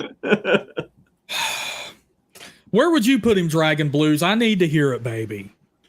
Does anybody have my back with an S tier here besides Brian Perry? Brian Perry is a connoisseur of the horror arts. Brian Perry may not know what he's talking about either, so I can forgive him. Wow. Well, I'll tell you what. I am at least Pinhead saying Sal is an S. Actually, I'm gonna move him to an A. I believe he deserves. Okay, fine. No, he belongs at an A. Come on. Grassman off track. Pinhead's a D tier, Sal. Stop trolling, Steve. What? Come on. I'm not trolling. Pinhead typoed. You know what? I'm auto-correcting here. Okay, Briggs. Next up, we have Kirsty from Hellraiser 1 and 2. Where would you put Kirsty, Briggs, and why? Like, the thing about Kirsty is, like, she's smart. Like, she does not take too much action to save herself, but it's because she doesn't need to. Is she kind of found a cheat code of sorts in bringing the Cenobites to bring Frank back. So it really depends on how you evaluate that choice, whether that was clever of her to open the box or whether that could have turned out a lot worse than it did.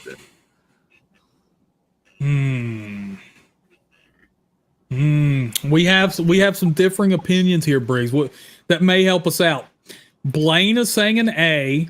Chad is saying an S, but he is very biased. JP saying a B and gives us a reason. He says cute and angry only gets you so far. Yeah, I wouldn't go below a B. But Pinhead saying she flexible. outsmarted hell. But Pinhead, you're her freaking rival. What are you doing here?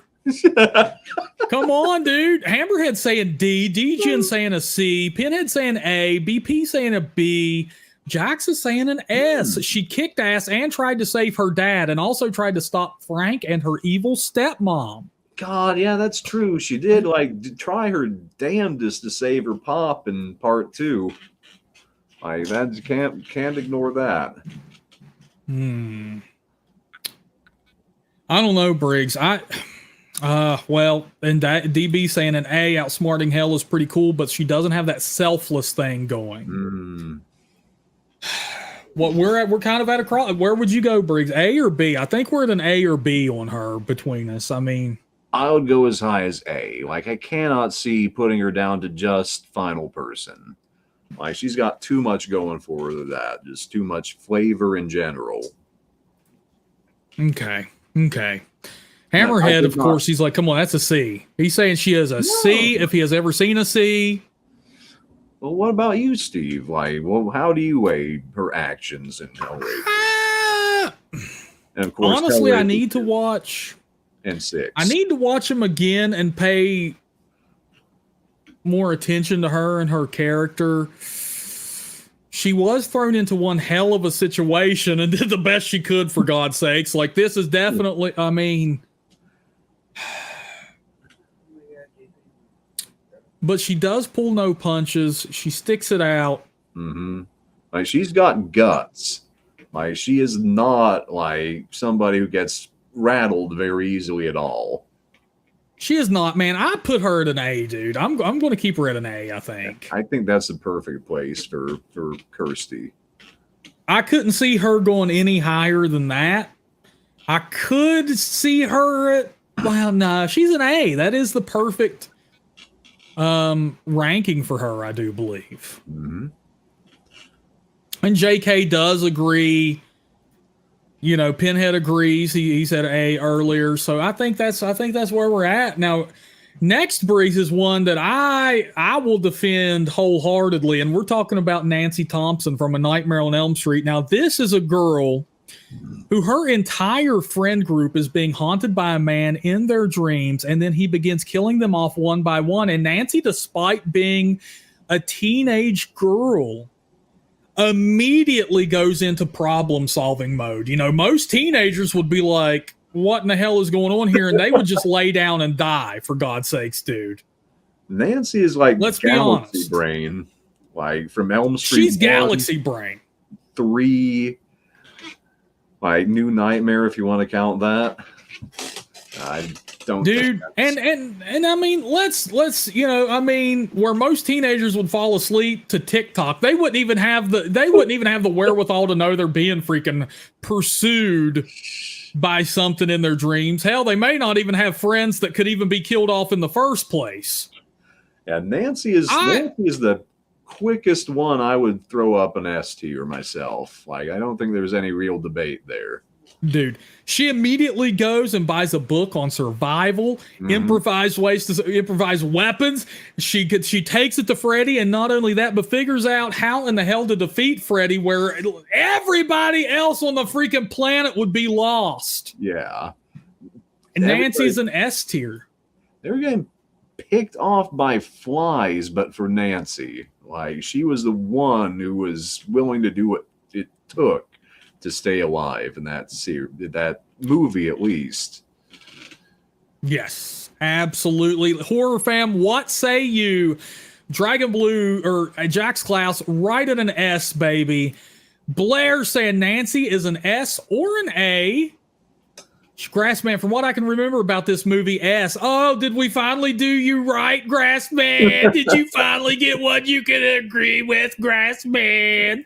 Scary Claire saying S tier all the way. She's a kick-ass warrior. I like that. She's a kick-ass warrior. I agree. Nancy is S tier, says DOD. Dragon Blue says, well, and if you count 3, she's still fighting the good fight, even though she doesn't have to anymore. Absolutely. Because she's a dream warrior. Woo! Yeah, like, Pinhead with the S tier. And Chad Edmonds with the B tier because she couldn't save the Depster. She really took the Duke on Glenn, pun intended. Oh my goodness. Oh my goodness. Briggs, are you going to put up with that? D-Gen saying an S tier. Without her, the kids in the asylum wouldn't stand a chance. Ain't that the truth, man? F's in the chat for Philip, dude. Let's get some F's for Philip. I still would have loved to have known what his dream power would have been. The two-on puppets. Oh, man, yes. J.K. going with an S. Brian Perry going with an S. Oh, man. Oh, yeah, we're getting F's in the chat for Philip, bro. Let's get them for Philip. There we go. Can you believe what happened to him? Come on, Briggs. What happened to poor Philip, man? F's in the chat for Philip, everybody. He's the man who got worked like a puppet by Freddy Krueger. Worked like a puppet, man. Oh, my goodness. Okay, Briggs. Now we're moving on to a face I bet a lot of people don't even recognize on this list. This is Arkin from The Collector. And he is a burglar who breaks into his client's house trying to steal some diamonds because his girlfriend or baby mama owes some money to some debt collectors, and he's trying to do what he can to save his family. So he breaks into this house.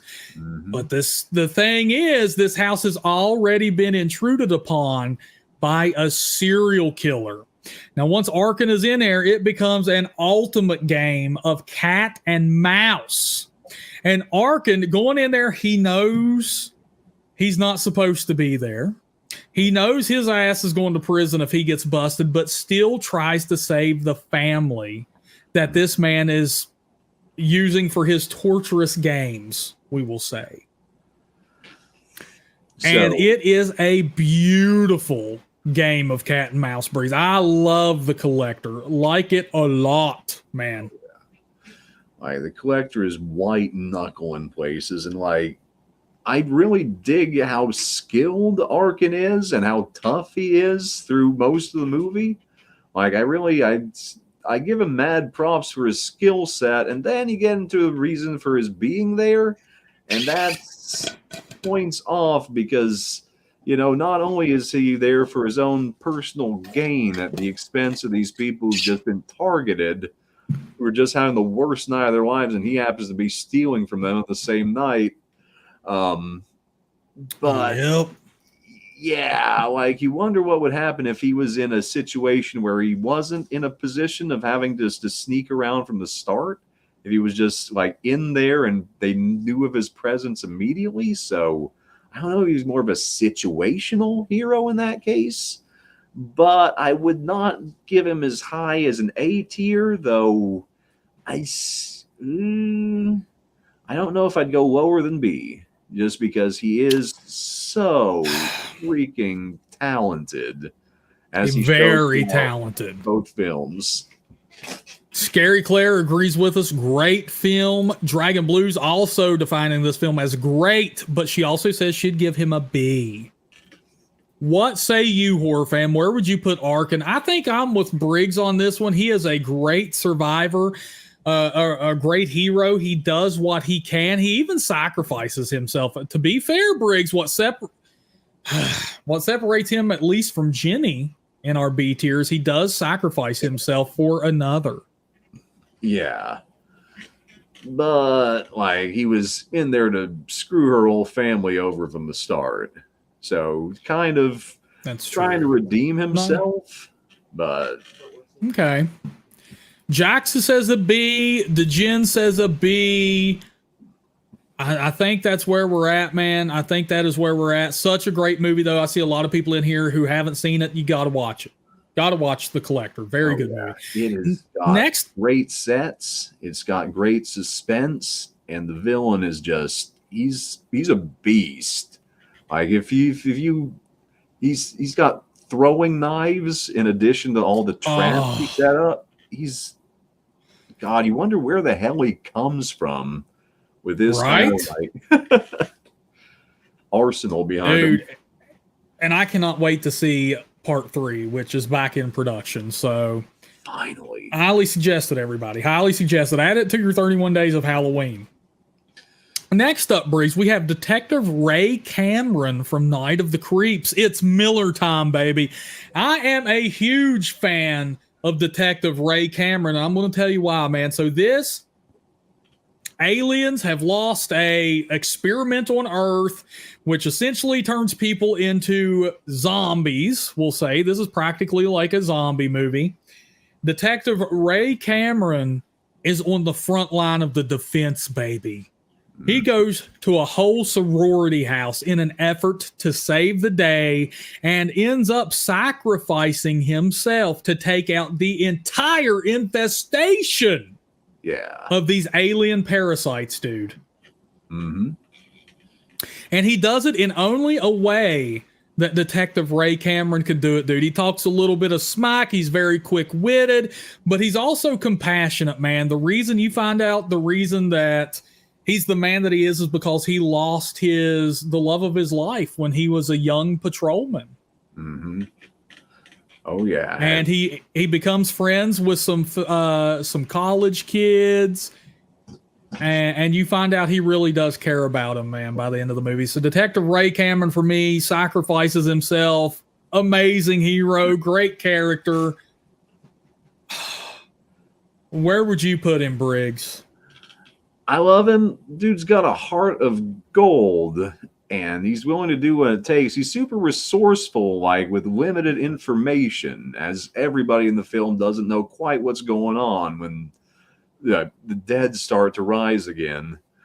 He does a lot with that limited information, and he manages to create a scenario in which he thinks he can take them all out at once, but against his credit, the plan was not as foolproof as he had thought. And so he does end up being the vessel by which these aliens end up living to torture again in the future. I take that kind of off him, and I take the fact that, for most of the story before, like, he gets thrust back into this, like, blast from his past, dude's kind of burnt out. Like, he does need to rise to the occasion, and he does, but like he does. Dude, he pulls a shotgun on Dick Miller and gets a flamethrower, man. Come on. Come on. Yeah, I would put him at A. Like, I could see your argument. I expect you to go higher, but I would put him at A. All right, horror fam, where would you put Detective Ray Cameron? Keep in mind, this is Tom Atkins. Thrill me. Voted, thrill me, baby. Thrill me. Briggs, come on, dude. Come on, dude. This is easily an S tier, I believe, Briggs. Come on, horror fam. Let's say Claire, don't think I didn't see that, man. Don't think I didn't see that. The good news is your dates are here. The bad news is they're dead. I wouldn't go any lower than A. Yes. Like, so it's hard because this list is so stacked. Look at that, Briggs. He just shuttled his way right on up to S. What do you think of them apples, dude? No beef from me. Like, I think he's fine right there. Like, I totally see it. Just that S tier is looking super hefty right now. Oh, it's stacked, bro. We are on point tonight, if I do say so myself. All right, horror fam. I want to know who the horror fam is most excited for us to rank with our names still left on the board. Who are you most excited to see us rank? And they got to be excited, man. Nobody's throwing anybody up on the board. Like, nobody's got anybody they have to see up here. Yeah, man. DB can't wait for some Ripley action, baby. Pinhead can't wait for Ripley. Man, oh man. Ooh, JP with the Ripley. Oh, Jax Klaus with the Laurie Strode. He's waiting for the Strode down. The Strode down. D-Gen wants some Sidney. BP wants some Ripley. I think we're going to have to do Ripley next. What do you think, Briggs? Or should we make them wait? We've done them in order so far. I We don't know. have, and I think we got to stick to the game plan here, Briggs. We got to keep it wanting more. We got to go with Clarice Leave them in Starling from Silence of the Lambs, Briggs. And I mean, come on, let's be honest. This is S tier. Suspense. Dude, she wipes out Ted Levine after he tucked his wee-wee, Briggs. I don't want to hear any complaints from you here, buddy. You're going to hear complaints from me, Steve, and here's why. What? Like, this is the same reasoning why, for me, Silence of the Lambs is kind of on the borderline between horror and thriller. I don't consider it a full-on horror movie because... Oh, my God. Here we go. Because of the damn classification of the fucking movie, Briggs is saying she's not an S tier. Because compared to most of the people on this list, she comes in totally prepared. Like, she doesn't have to exit her comfort zone like most of the people on the list do.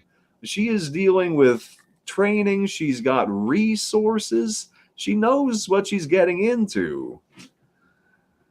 Like, I would put her at the equivalent of Final Person because, like, above that, we got people pulling off way more impressive feats than I feel she displayed in Silence of the Lambs.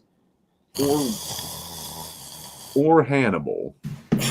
I'm sorry. Can we get better at ranking people here, Briggs? Can we do that? Is that an option? I don't think we can, Bo. I think we're kind of at a standstill where that's concerned. You do have a very good point, though, Briggs. Damn it. Why do you have to do this to me? That's why I love this man. You know what, Briggs? I mean, plus she has, I'm going to tell you what, Briggs. Plus she has that redneck accent. She is from West Virginia. We have to at least see her at an A. I understand, Steve. I'm willing to concede that. You're going to concede that, Briggs? Yes. I'm not going to earn the wrath of the horror fam. I know y'all probably like Clarice considering her movie was good enough to earn the big 5 Oscars. So I'm not going to make it stink. I'm not going to bring that on myself. Briggs, before we move her into ranking, I just got to call attention to M85 here. He says, your snoring sounds like me huffing. Oh, the memories. Man, you and me both, brother. That damn Ready Whip cam never stood a chance when I get a hold of that thing, dude. Like, and number 2, M85, welcome to the horror fam. You can never grow old. You can never die. You are now one of us, brother. Glad to have you in here, dude. Glad to have you in here. Misfits rock. Briggs, we got to go A tier, man. We got to go A tier. Look at that. And like I said, Briggs, very valid point I brought up. She killed Wee Wee Tucker, Ted Levine. I mean, come on. He tucked the wee wee, Briggs. Yeah. So, oh my God, Dragon says, shh, don't kick my YouTube. Come on now. All right, I'll be good. I'll be good, Briggs. I'm going to dial it back. Briggs. I'm going to dial it back. Point forward. You hold me to it, Briggs. Hold me to being a good boy so we don't have to play the naughty boy game. You know what I'm saying? Pinky swear, Steve. Pinky swear. I won't be good this time, Briggs. Keep the belt on. All right. Next up, we have Marty from Cabin in the Woods. The stoner finally gets one in, Briggs. He knew the whole time that there were monsters. He was part of some elaborate scheme, and he does save the day a little bit. Marty, if he was the real harbinger of the movie, if people would have listened to him, everybody would have survived. Well, maybe kind of. Yeah, that's the thing you got to think of, because when you bring up Marty, he doesn't really save the day at the end, does he? Like, when he doesn't even save his own ass, he just kind of says, fuck it all. Dude, he does. He does. I mean, where are you at on Marty, horror fam? And where are you at on him, Briggs? Marty's complicated for me because god damn does he make the most out of his limited tools and information. Like he has an extending bong to help him out, and he manages to save himself with that, and he refuses to die. So like he's not just the fact that he survives and then allows the world to be destroyed. He does, Briggs. He does. He's not willing to put that bullet where it belongs, and it costs the entire planet. So, he's not willing to take one for the team, Briggs. I don't know. Then, of all the heroes, is he a hero? That's what I'm wondering. Are we? What say you, horror fam? What say you? Could this be our first F? Dragon Blues is calling for our very first F. So is JK. Whoa, DB changing that to an F minus. F minus. Whoa. That's harsh. That's unprecedented, Briggs. We have never seen a rating on that level before. DOD saying F, BP DOD. saying F. What was that for? Whoa, Hammerhead putting the hammer down, saying an F. Whoa. Briggs, I feel like we better put Ivy over here. Oh, she has poison ivy? That's just Daughter of Death. No, I don't have poison ivy. Or Batman poison ivy. Briggs, I'm telling you what here. I think if we don't put Marty at an F, we're going to upset the lady herself, the friend of the horror fam, DOD. I think we know what to do here. Well, maybe DOD needs. I think Marty. I think we need someone in every category too, Briggs, and I think Marty might fit the bill right there. You're gonna put Marty and F over Grambo Strode. Whoa, Briggs! Oh my God! Now he's talking. We're gonna lose half of our damn viewership before we get started, Briggs. Come on. And I did say that Laurie Strode comes at the very end, so everybody else coming before Laurie, dude. Everybody else, we got to switch things up.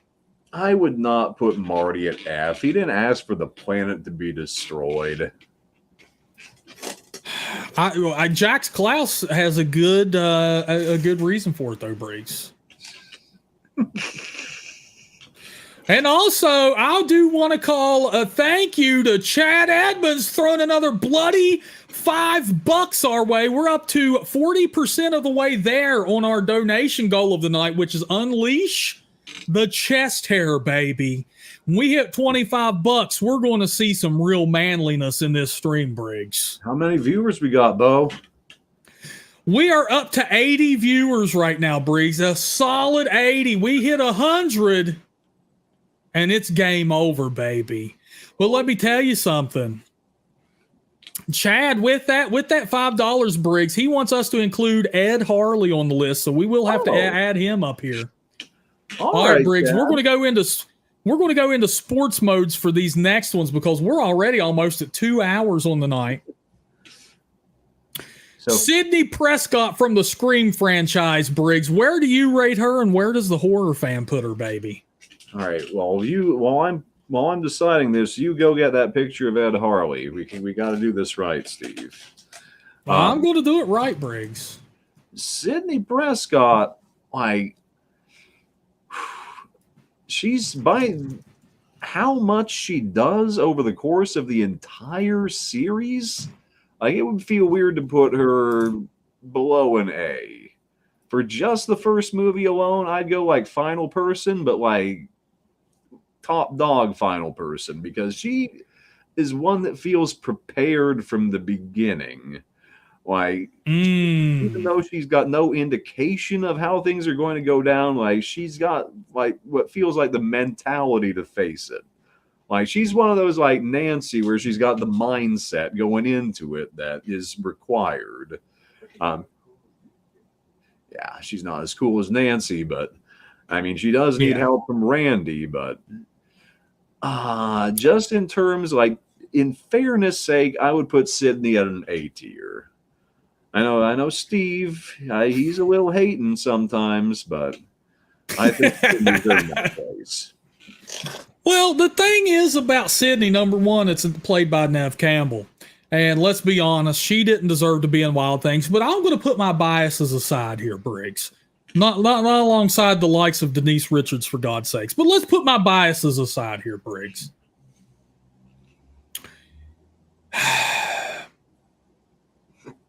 I don't.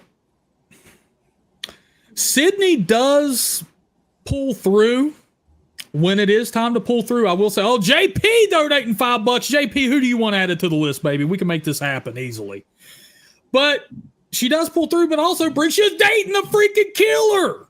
And the other damn killer, there was 2 of them, was in her friend group. What the hell is she doing? Keep your enemies closer, Steve. That's what.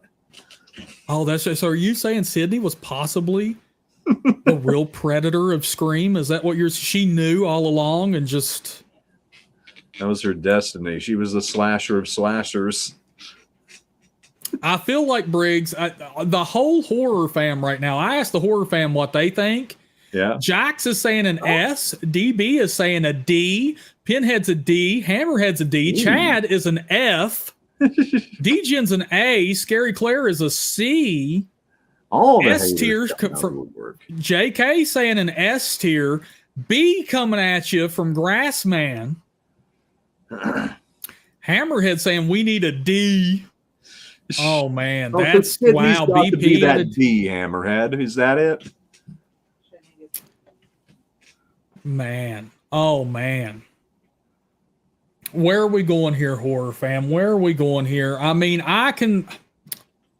Sidney is a survivor, and if we're talking Sidney throughout the whole franchise, then she deserves better than a D because she does return home and save the damn day. But then again, the killers always just want to kill her. So if she would just keep her fucking ass out of Hillsborough, everybody or Woodsboro, everybody would live. If she had just stayed in seclusion like she did at the end of part 3, Briggs, her ass wouldn't have got anybody killed in part 4. I don't know if that's true, Steve, but where are you going with Sidney?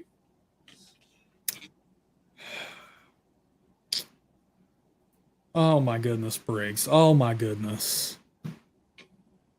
I'm going to throw her at, you know what? The horror fam has spoken. They really wanted it. I'm going to put her at a D. Really? Just because Briggs, now that could that could be you scheming is what it is. No, Briggs, come on. Hey, I'm honest.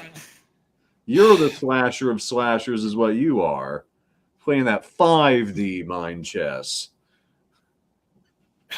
This could be a veto for Briggs. Is that what you're saying, Briggs?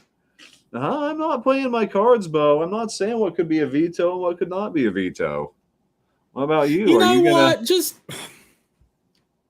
as an overall final girl, because she does have a whole ass franchise, I'm putting her up to a B. There we go. I'm putting her up to a fair B. I think that's where she deserves to be. You know, based on the first movie, yeah, okay, but yeah, she deserves a B, man. Thank you. She deserves a B. Don't be a hater. I can't do it, horror fam. I can't do it. I gotta be honest. Come on. Okay, Ellen Ripley, let's go ahead. We're moving her up to an S. Come on, there's no question. This is Ellen Ripley. This is the one they've been waiting for. You're not even going to tease them a little? Actually, you know what? She's an F. Come on, I'm coming in with the chair shot, Briggs. Ellen Ripley is an F all day long. She's right there with Marty because she's the director. Yes, she was the director from The Cabin in the Woods. We got to give Ellen Ripley an F. Okay, we'll bring her back off the list here, Briggs. Ellen Ripley. Come on, dude. If her crew would have listened to her, for God's sakes, and all the damn movies and all of her friends would have listened to her, she'd have saved all you have to do to survive is hang out with Ellen Ripley, dude. Just be within that damn halo and you will survive because Ellen Ripley does not make bad decisions. And she is not one of those hyped up, oh, this is the final girl from the beginning of the movie. No way. She is just an average ass person who never claims to be any more than that. Mm-hmm.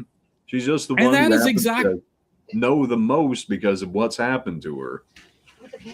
And she's not one of those, well, she's just a girl who can kick ass because it's the 2020 area and every girl has to be a damn hero. She's not one of those either. Ellen, very modest, very modest. She just happens to, and her gender's never even pulled into the equation, Briggs. That's one reason I love her so much. She didn't have to be a hero just because she's a female. She's a hero because she's a badass. That's one thing I really admire about Ellen Ripley, dude. Her skill set is not over exaggerated. It's very realistic what she knows, what she's capable of accomplishing from her background as a worker on this cargo ship from the original film. So it respects her origins. Like every time she does something impressive, like it feels natural to the character. And like when she proves herself as capable, it all makes sense. Like as both her person, like her integrity, why she does this stuff, and like why she's so good at it. So yeah, she's hands down an S tier. Hands down an S. And Briggs, I mean, and you know what I'm talking about too, because how many movies do we get now where we have this dainty 90-pound woman walking around, and then magically in the last 10 minutes of the movie, she was a secret badass the entire time, just overpowers the killers and stuff. Like Ripley has the brain and the bronze, baby. Like, yeah, her capabilities are not a plot device. They're woven into the film. And we got a lot of people here, Briggs. They're singing their boo-hoos saying, I guess it's talk science fiction now. And Chad is saying that this ain't even horror. What in the hell movie did they watch? Okay, if you're saying anything after Alien, I get it. But if you're saying Alien wasn't horror, what are you smoking? What emotion do you think they were trying to evoke with the film Alien? With the crawling through the air ducts, the surprise creature bursting out of a crew member's chest.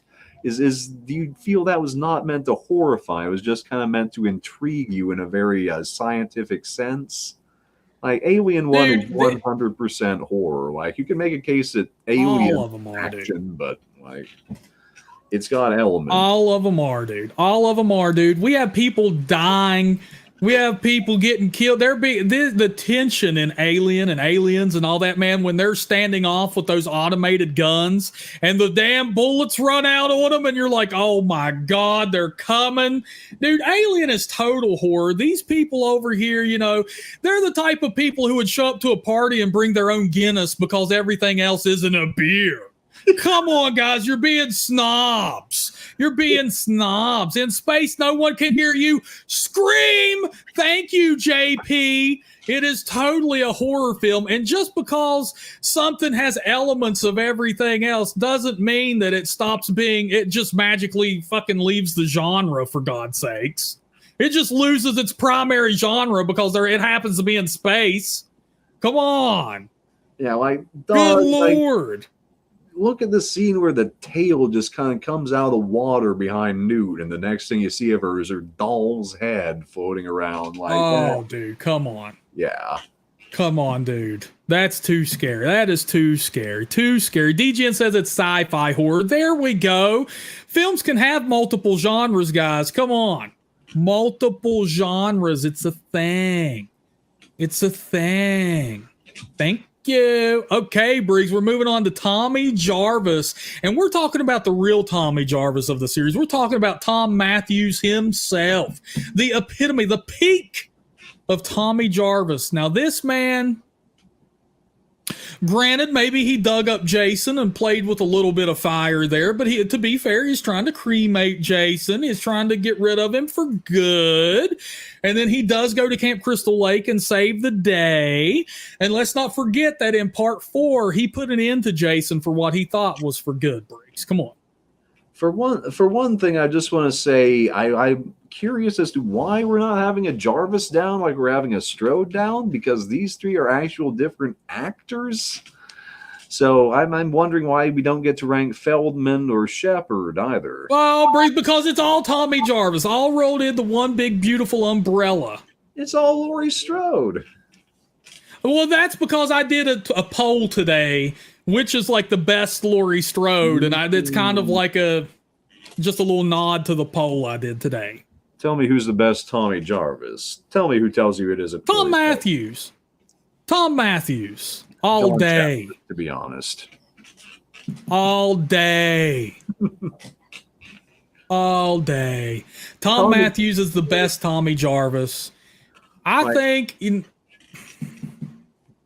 Tom Matthews is the goofiest Tommy Jarvis. He's fun to watch. Like, he's likable, but he does cause the problem at the root of the film by trying to finish Jason off when he was already dead. So yeah, Briggs, Jason. Well, I mean, Tom Matthews starts with a fail, Steve. So that's Briggs. I think we really. I think Tommy is getting unfairly blamed for that. I think that was all Hawes's idea, and I think Hawes paid the ultimate price. If that lightning didn't resurrect him like Frankenstein, nothing bad would have happened. Well, that's true. That's true. So where does the horror fam rank Tommy Jarvis? Pinhead saying he's a bum D tier. Come on! Chad is at an A tier. I like it, Chad. Chad's a man. He's a sophisticated. Whoa, JK saying S tier in my honest opinion. He tried to destroy Jason, tries to warn everyone, then goes on to save the kids. That is a good point, Briggs. That's a good point. Like, I wouldn't put him below a B. He's at least as good as Jenny. Hammerhead puts him at a D. Dragon Blue says Tommy Jarvis is my favorite, my very favorite final girl. Puts him at an A. Blaine is at a D. D? Briggs, you know what? I mean, I think, Tommy Jarvis, and I know Jax, I think, put him at a D. Tommy Jarvis here, I mean, I feel like Briggs, this is easily an A tier. But I could be persuaded to go B with my fellow co-host in mind. There we go. So, would you say with my fellow co-host in mind? Now, would you say he's the best Friday the 13th protagonist? Oh, easily, Briggs. Come on. All right. Easily. No love for Tina, I see. Oh, come on, dude. Tina, come on, dude. She calls that shit too. Jason was down there. She undoes what Tommy did. Okay. All right. Yeah, you caught me. Turnabout's fair play. Yep. Fair play, Briggs. Fair play. Okay, Briggs. Now we have Aaron from Your Next. Now, this is a badass chick right here. And from the get-go, because we find... So... She goes to her husband's, I think they're married at this point in the film, to his family get together, and it turns into a home invasion movie when all of a sudden crossbow bolts are being shot through the dang window. And we find out that Erin used to live on a survivalist compound. Her dad taught her how to survive since she was a little girl. And she whooped some butt, man. She whoops some serious butt. She is the only hope that family has against these crossbow-wielding maniacs. Mm-hmm. I like Aaron a lot, and I like Your Next a lot. Where are you at on it, Briggs? All right. I'm ready for the incoming storm on this one, Steve, because for me, like... Aaron, she's fun to watch. Like, she's obviously capable. Like, it feels like she was set up to be over capable. Like, the whole movie is less like a genuine attempt at eliciting horror and more like kind of, we tricked you. We really thought nobody's going to put up a fight, didn't you? It feels like it's kind of a joke move on the filmmaker's part. I don't like Aaron that much. Like, it was fun watching Your Next, but I'm not like tempted to rewatch it as much. So if we're putting somebody on every tier, if that's a rule, then that's where I'd put it. My ass. I would put her at my ass tier. You would put Aaron at a D?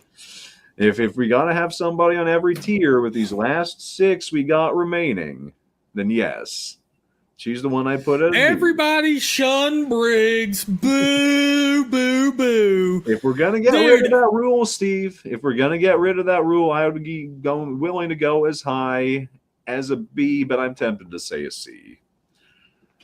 Just because I feel like, again, it's kind of a gag. Like, it doesn't feel like it's naturally introduced into the film like it is somebody like Ripley, somebody like Karras with his crisis of faith. It feels like it's less written into the film than Arkin being a cat burglar. Dude. Hey, I just happen to be... I was raised on a survival compound. This is a character trait nobody knows but me. It's not relevant to anything but the fact that there are home invaders here and I'm kicking their asses. That's my opinion. She whoops their ass, and she uses improvised weapons. She's that family's only hope. She is severely outnumbered and still pulls it off, and has no idea that her dickhead husband was trying to get her killed. Dude, come on, man, come on. And that home invasion takes place fairly early in the film, so it's not like it was the last 10 minutes. She just had, like Sidney Prescott, if we're being honest, just starts like overpowering and outsmarting these killers in the last 10 minutes. Erin, she's a badass from a few minutes in. Yeah, but I don't give her much credit for that. Like, I wasn't the biggest fan of the movie. It feels like it was... DB wants to know, Briggs. Just say it. Just say it. You're penalizing her for bad writing. Is that it, Briggs? These are characters. They're made up of writing. I can't believe this. The writing's... All right, horror fam. What say the horror fam? Brian Perry is putting her at an S. Putting her at an S. What else have we got here, horror fam? What else have we got? Come on. Where would you put Erin? Because I know where I'd put her, dude. Come on. She is at least an A. She is at least up there beside a Clarice Starling. Blaine says an S. She's no higher than a B for me. I'll give her that much. DB says A or S. DGen says she's an S. I mean, come on, dude. Come on, dude. JK saying an S. Dude, the horror fam is speaking here, Briggs. The horror fam is speaking. Horror fam speaking. So horror fam says she's one of the best protagonists of all time. They'd put her up there with Bridget, Karras, and Marin, and Reggie. Is that so? That's what the horror fam is saying, Briggs. I mean, what do you say, Steve? I don't think you say no lower than A. Yeah. I would personally put her at an A, but the horror fam is speaking to me, Briggs. They're speaking to me. Blazing. I would put her at an A, dude. That's where I would put her with no, like if I was just doing this by myself, I believe I would put her at an A, dude. I know I wasn't going to win this argument. That's all there was to it. Like, I was going to have some fun. Briggs. I wasn't going to lay down. But I agree. I like that, Briggs. I like that. Next, we get Dr. Whoa. We'll save the Halloween for last. We got Lynn Shay. Halloween wrap all together. Yeah, we got some Insidious. We got Lynn Shay. What's her name? Elise from Insidious, Briggs. Now, you're the Insidious expert, and I kind of have to defer to you on this one. Yeah. For Elise, like, she's kind of like in the same vein. Brian Sanchez just subscribed. Thank you, Brian. Welcome to the horror fan, brother. But yeah, she's in the same vein as Tangina. Like, Insidious, the whole franchise has gotten more comparisons to Poltergeist than I even know. Elise, I really like her. I find her to be a likable figure. I like the mythos of Insidious myself. I know a lot of people don't dig the further. I really like that element of the series, and I like how she is so knowledgeable on it. How she's kind of our gateway into that part of the story. So I don't think she is as memorable or as an iconic a figure as Tangina, and she doesn't have as iconic of lines, and I think it was kind of cheap the way they had her just end up getting killed as a shock scare at the end of the first movie. So I would go down to a B tier for Elise. A B tier. What say you, horror fam? I'm seeing Blaine says she's an S, but Hammer said she's a D. Pinhead is saying she's the GOAT. DB is with Blaine saying she's an S tier, dude. DB is saying she's an S tier, Briggs. S tier rankings, there's names of them. Hammerhead saying she needs to be a D. I was agreeing with Blaine about Oh, here it comes. Oh, DB says she's a B. DB says she is a B. Okay. So we got some appreciation for Elise here. Brian Perry saying a B. You know what, Briggs? I feel you on that. I think she is a B. I'm going to defer to Briggs here and the majority of the horror fam. I do believe Elise is a B. I will give you that. I have no argument either way on that one, man. I think that is a very fair spot for her. Next up, Briggs, we have Dr. Samuel Loomis from Halloween, the Halloween franchise. Now, this is the only line of defense we have against Michael Myers, to be fair. He is the only man who understands the shape, Briggs. Now, I want to know what the horror fam says. Where would you rank Dr. Samuel Loomis? Hammerhead is saying a C. Oh, that's a hot take. I wonder if the rest of the horror fam is going to be. What about you, Briggs? Where would you put Dr. Sammy Loomis? Chad says Loomis is a B, shot 6 times and couldn't kill a human. He's between an A and an S for me. You gotta admire the dude's dedication. Back when we were calling the A tier the Ahab tier, he belongs up there. He has dedicated his fucking life. Dude has no personal life as far as we know. Everything about him is dedicated to shutting down Michael Myers. And let's think about this, Briggs. At the end of Halloween, he shows up and takes care of business. At the end of Halloween 2, he pulls a gun on a cop so he can go back to Haddonfield Memorial Hospital, and he blows himself up alongside Michael Myers, trying to put an end to the boogeyman. Yeah. Halloween 4 and 5, good God, he's all, he does get nuttier as the series goes on, but he shows up where other people are being ignorant and mishandling the situation totally. Loomis shows up. Nobody respects the threat that is Michael Myers. And Loomis shows up. He is always there at the end of the period. Every movie he's in, he's at the end because he's the last man standing between Michael Myers and his desired victim. Yeah, Loomis, he's the most intelligent man in the room at any given time where Michael Myers is concerned. So he's both the expert and the last line of defense. As the only thing keeping him away from S tier to me is just that what you had mentioned, the fact that he does get kookier as the series goes on and kind of less capable of eloquently expressing what the gravity of the situation is, because he keeps talking about it in more and more extravagant ways of speaking. I don't know if that's Briggs, and he does get Ben Tramer killed, dude. Oh God, yeah. Poor Ben. He does get Ben Tramer killed, dude. So I guess we have to go A tier. I think that's where old Dr. Sammy goes, brother. I'm surprised so many of the horror fam were going so low on Loomis. I am too. I thought we'd get our asses whooped for, if we didn't put him at S. But, Briggs, I do want to take a little moment here as we get into our final 3 on our tier list, and then we get into Chad's picks. Okay. And I do want to call attention to the fact that we are only $10, 10 bloody bucks away from hitting tonight's donation goal. of where Briggs unleashes the chest hair upon all of us. If we hit that, we're going to see some serious shit.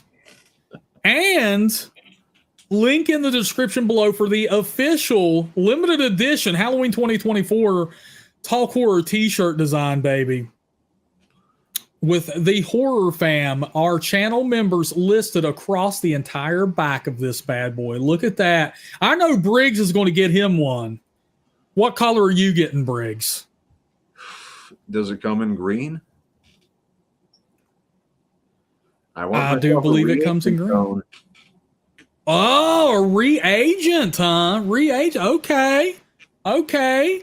And Chad, of course, dropping the donation link in the chat. Please, HorrorFam, hit that up. We can hit that goal and unleash the chest hair. All right, Briggs. Now, here we go, my friend. We're going to rank the 3 Laurie Strodes. Okay, first up, we have the 78 Laurie Strode from the original Halloween. The 1978 Laurie Strode, not the 78 years old Laurie Strode. Yeah, good clarification there, Briggs, or as we like to lovingly refer to her as, Grambo. Rambo. What say you, Briggs, on 78 Laurie Strode? Okay, so I'm gonna make some people mad again. I think, as in the grand scheme of all final girls, survivors, horror protagonists everywhere, Laurie Strode in the original Halloween is a little bit overrated. Like, she's not god tier. She survives. She survives well, but she's the one who's kind of, in the first film, she's kind of the one that established the trope of dropping the knife when the killer is knocked out. Briggs, I am totally with you on this one. I think Laurie Strode survives by happenstance, really. You know, other than that, she's kind of fleeing, and then in Halloween 2, I mean, for God's sake, she's in a hospital, she's loopy, she's running. I mean, all she does in parts 1 and 2 is just try to avoid a conflict. And also, do I need to remind everybody that she endangered the lives of freaking children in the first one by running back to the same damn house she was babysitting at? Okay. She endangered the life of children. Point, Steve. I mean, good God. That is 1978 Laurie Strode, dude. Great horror protagonist, but she's not a badass as much as she's given credit for, I feel. Nope. I think, Briggs, I think we have to move 78 Laurie Strode easily to D tier. I think I'm teasing. I don't know. I could discuss this. I just don't think we need to discuss your hating very much, Bo. Like, she's a B tier for me. Like, she's another one of those kind of lineup of solid final girls. Like, but you kind of have to look at it like this. But you kind of have to look at it like this, like, almost everybody. Come on, people. We put Jenny at B a little bit, but okay. But everybody else, almost, they kind of like tried to like save somebody. Laurie Strode actively led the killer to a house with children. Well, she told the kids what was going on. She told them to get out. Like, she didn't want to just leave them alone, not know where she was. Oh, come on. What? Briggs, what are you doing? That's like saying, as you drive into the lake, you want your kids there so you can be like, look, guys, this is what happened.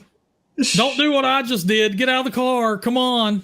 Well, if she just runs into somewhere else, what's stopping Michael from just changing target and like just wandering into their house? They wouldn't know what the hell's happening. Oh, dude, those kids were safe. Come on, dude. That one kid, Tommy, dresses up as the Wolf Man. He'd whoop some ass. But, I mean, she tries to protect those kids after she gets them in danger. I might go as low as a C. I think like putting her below a C, that's highly exaggerated, highly exaggerating her flaws. Okay. I'll go C. What does the horror fam say? What does the horror fam say? I want to know. I want to know. Right now, the horror fam is probably a gasp. But you know what, Briggs? You said that you would go no lower than a C. You would have personally put her at a B. I think this is a good. I think this is a good middle ground for us, B or Briggs. Hammerhead says B. Chad says A. Grassman agreeing with me all day long. Thank you, Grassman. The man of grass knows.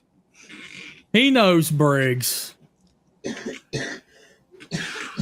Oh, Pinhead saying C at best. She's not a hero. Pinhead concur. DOD with you, though, Briggs. Putting her at a B. Brian Perry at a B. Is Briggs, have you frozen up on us? Has Briggs frozen up on us a little bit here? Oh my goodness, it looks like the doc has frozen up. We're going to wait around and see if he can make it back. We're going to see if he can make it back because we do have 2 left on our list to go over, because we do of course have Halloween H2O Laurie Strode and Grambo from Halloween 2018. Degenerate saying he agrees with the C rank because she could have died too many times, turning her back on Michael, and Loomis had to save her twice. That is a dang good point, buddy. Dang good point. Oh, man. All right, who all do we have in here, folks? Who all do we have in here? I want to see some hands up in the chat. Who do we still have in here, baby? And how do you feel about tonight's stream? Are you digging it?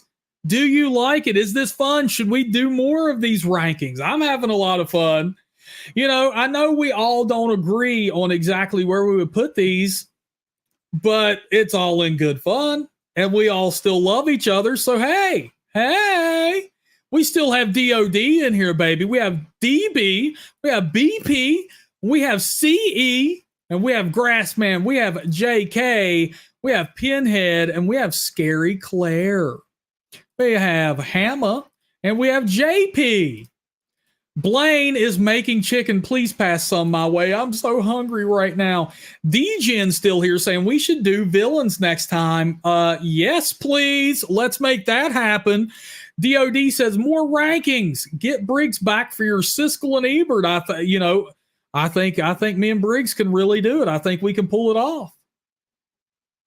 Blaine, he's wanting a villains one. Oh, we're going to have to do a villain one. Yes. Like who's the most evil?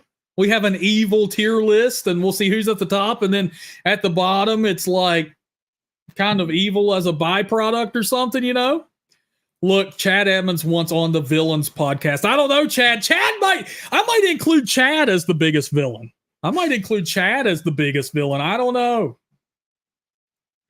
I might do it. All right. And of course, we're still waiting for the doctor to make a comeback. The doctor. Where you at, Dr. Briggs? We miss you, man. We miss you, bro. We miss you, dude. Come on back, Doc. He has the link. I'm lonely. What if the shape gets me? Oh, man. Scary Claire is saying best kills would be a good one. Yeah. Yes.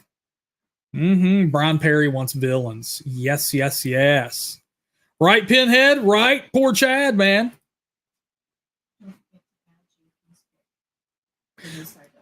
Okay, what was JP's pick? Louis from the interview with Vampire series. What? From the series? Come on, dude. Louis from the interview with the vampire series. Okay, I think I can do that. We will add that. JP donated $5 earlier, and this is who he wants added to the list. I will go ahead and prepare that. I am not familiar with that series, though, so JP is going to be out of luck. That's going to be up to the horror fam on that one. Y'all's going to have to help me pull through. DOD, is Briggs coming back? What happened to Briggsy? What happened to Briggsy? All right, man. All right. Yeah, Chad is not a villain. He just plays one on TV. That is our Chad Edmonds, folks. We love him to death. Ooh, Hammerhead said directors would be fun. Oh, my God, dude. That one's going to be hotly contested right there, man. Hotly contested, and yes, I am. Take that, Chad. Chad likes The Exorcist. He just likes to grind my gears. Likes to grind my gears. Briggs is trying to get back through his cell phone. Please, Briggs, come back, buddy. We miss you so much. All right, while we take a break, I am going to check out the Talk Horror shirt again. This is the design that DB's been working on. Link is in the description below if you haven't picked yours up. And we do sell coffee mugs. We sell phone cases. It is on tapestries. You can get this thing in stickers for only $2. So if you want the brand new design, that is a good way to get it. Man, oh man. Hammerhead saying Exorcist 3 is the GOAT. Wrong, you are, Hammerhead. I'm going to call you out. You're so wrong. So wrong, dude. You know, Father Brennan could be included on the list, Chad, for a certain fee. You know? Yes, JP. We have those stickers up, baby. They're only $2 right now. Only $2. Link is in the description below to all of that goodness.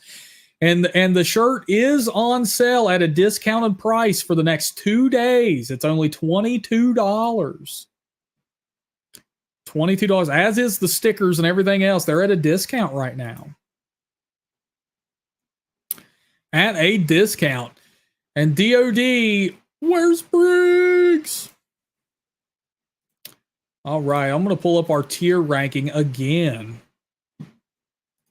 So we can look at what we got here. We'll go over it while we wait on the doctor to return.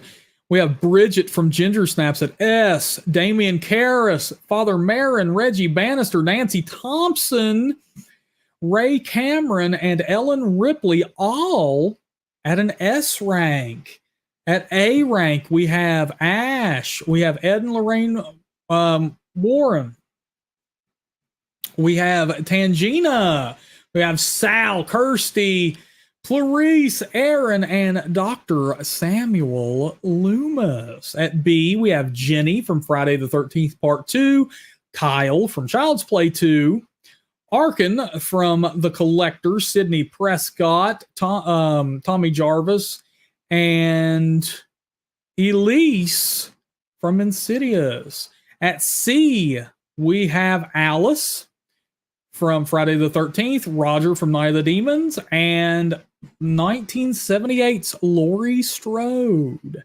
At F, the only person we have at an F right now, we have Marty from The Cabin in the Woods. Grassman, we have no idea what type of stickers those are, but for $2, dude, you are more than welcome to try it out. Okay, I see Briggs is still trying to connect. Unfortunately, his webcam is not up, and they need to connect at least their microphone. He needs to connect at least his microphone before I can get him back here. Let's hope that happens. Oh, man, oh, man, oh, man. JP, The Exorcist 3, what would you suggest, Dragon Blues? Would you suggest he check out the director's cut or the original cut? What would you suggest, HorrorFam? All right, Briggs, are you there? I see he's still trying to connect. It is very different, JP. It's nowhere near as good as the original. I will just set that up for you right now. Just do not have expectations on the level of the original.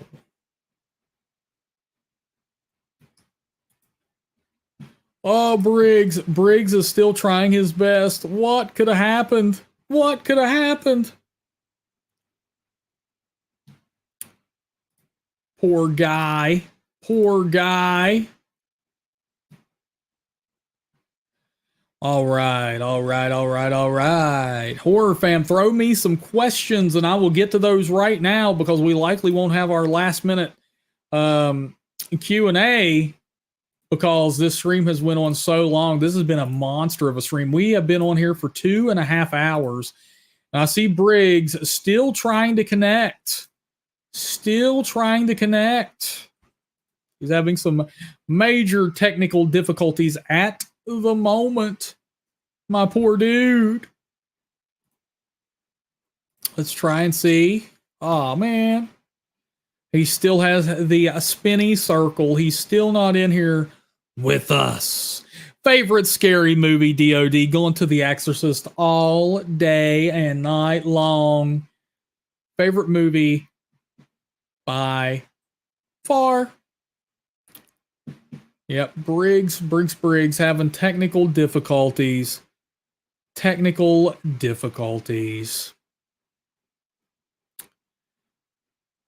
Are we having any issues with the stream tonight, horror fam? JP saying the live keeps dropping. What does that mean? What does that mean? What is going on? Hammerhead saying everything's good. Everything is good on his end. Dude, I'm starving, Grass Man. Come on, dude. Come on. Briggs is still trying to connect.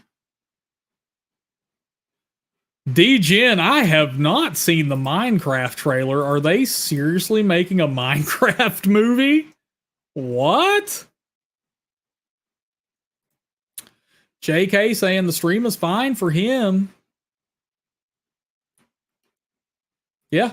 Pinhead saying stream's good for him. And Blaine is saying he's all good, baby. All good in the hood. Wow. They are really making a Minecraft movie. What in the hell could that even possibly be about? What could that even possibly be about? Grassman, come on. Grassman is going to sit there and complain about talk sci-fi and blah, blah, blah, blah, blah, and then tell me to turn this into what is that? Like one of those ASMR channels? One of those mukbang channels? You want me to sit here and eat on stream, dude? And then you just hear, No way, dude. Come on. The horror fam is too sophisticated for that. Especially Scary Claire. Thank you, Brian Perry, saying good stream. Good stream. Thank you, sir. I try my best. All right, DOD, can I get a word from you about Briggs? Should I just continue ranking by myself and finish this up? Or is Briggs still trying to hop on? Grassman saying, I don't think people would care if you eat something. Just don't trash it up. Dude, everything I do is trashy though, Grassman. Come on. How could I resist? All right, folks, I think we need to summon Briggs. Can we get some Briggs in the chat? Come on, let's treat him like Candyman. Let's just chant him over and over and see if we can't summon him.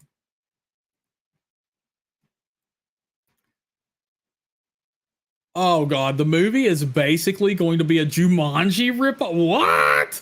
People get sucked into like a damn 8-bit world? Is that what they're going to do? What?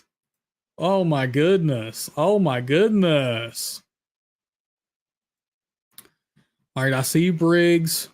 Come on. Chant his name in the chat, baby. Briggs, Briggs, Briggs, Briggs. Oh, man. Oh, dude, yeah, I know, Grass Man. When they do that mukbang stuff and they're just eating on stream, it's like, It's like, dude, come on. Come on, man. Some of that stuff weirds me out, though. Some of that stuff weirds me out because people will get on here and like put an entire ass like octopus in their mouth. It's like, what are you doing? Like, God, dude. You just hear him suck that bad boy down. It's like, you're going to choke. You're going to die.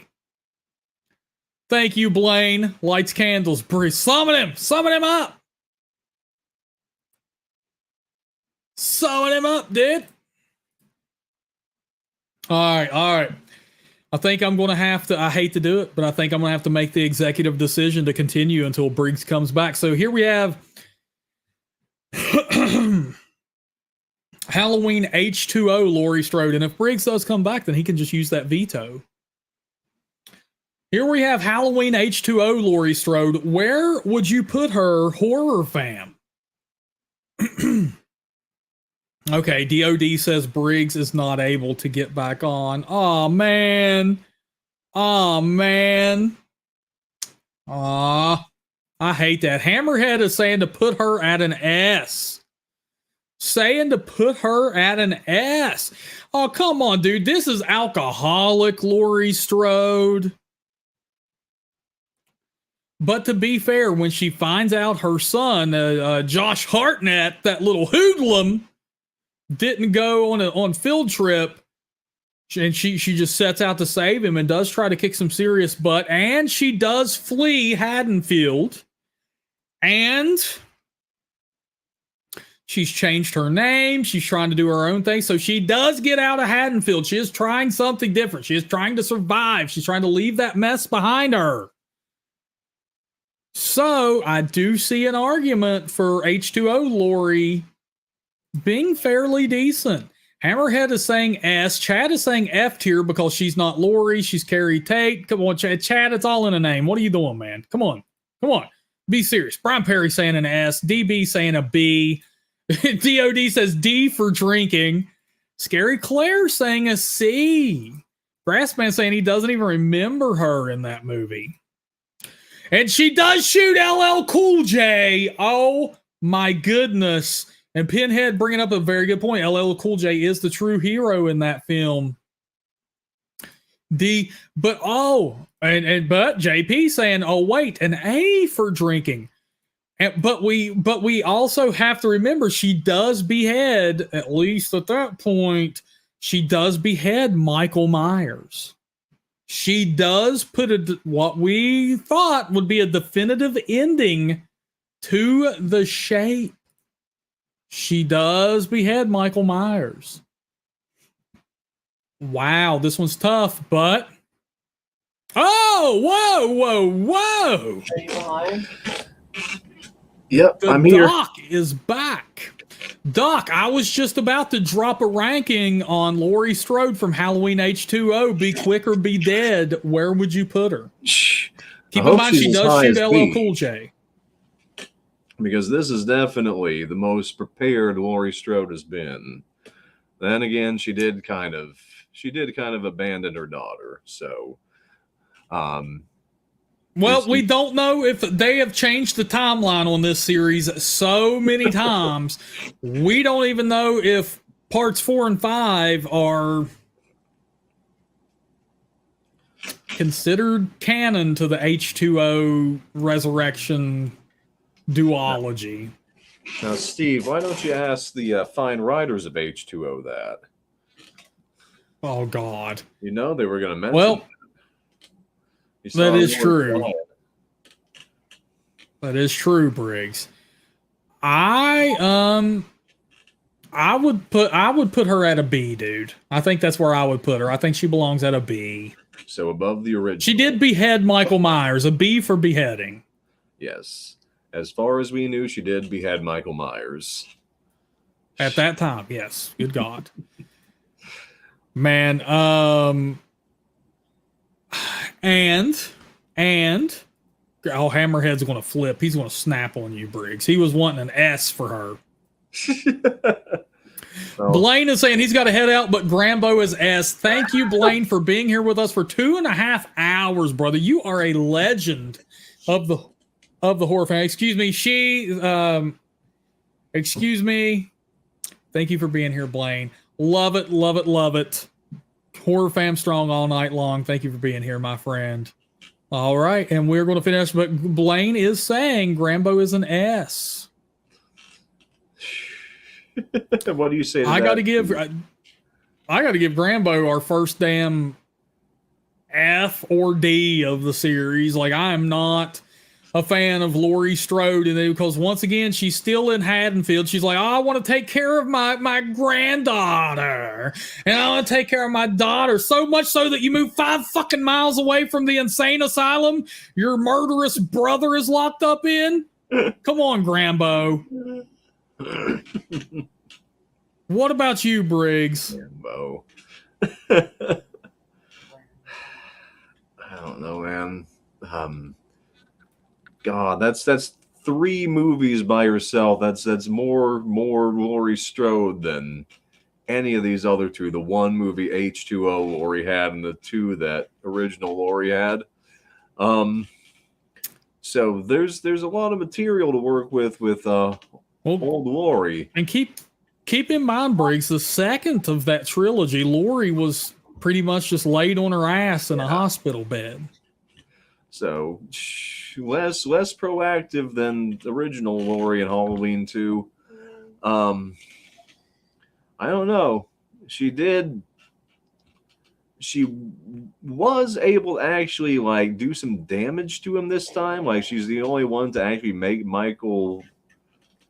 She's the only one to throw Michael in a trash compactor. So there's that. That's true, but we also just watched Michael get his ass beat by a teenage boy. Oh God. He got ragdolled by a damn high schooler, Briggs. He did what Laurie couldn't do. He took Myers' mask.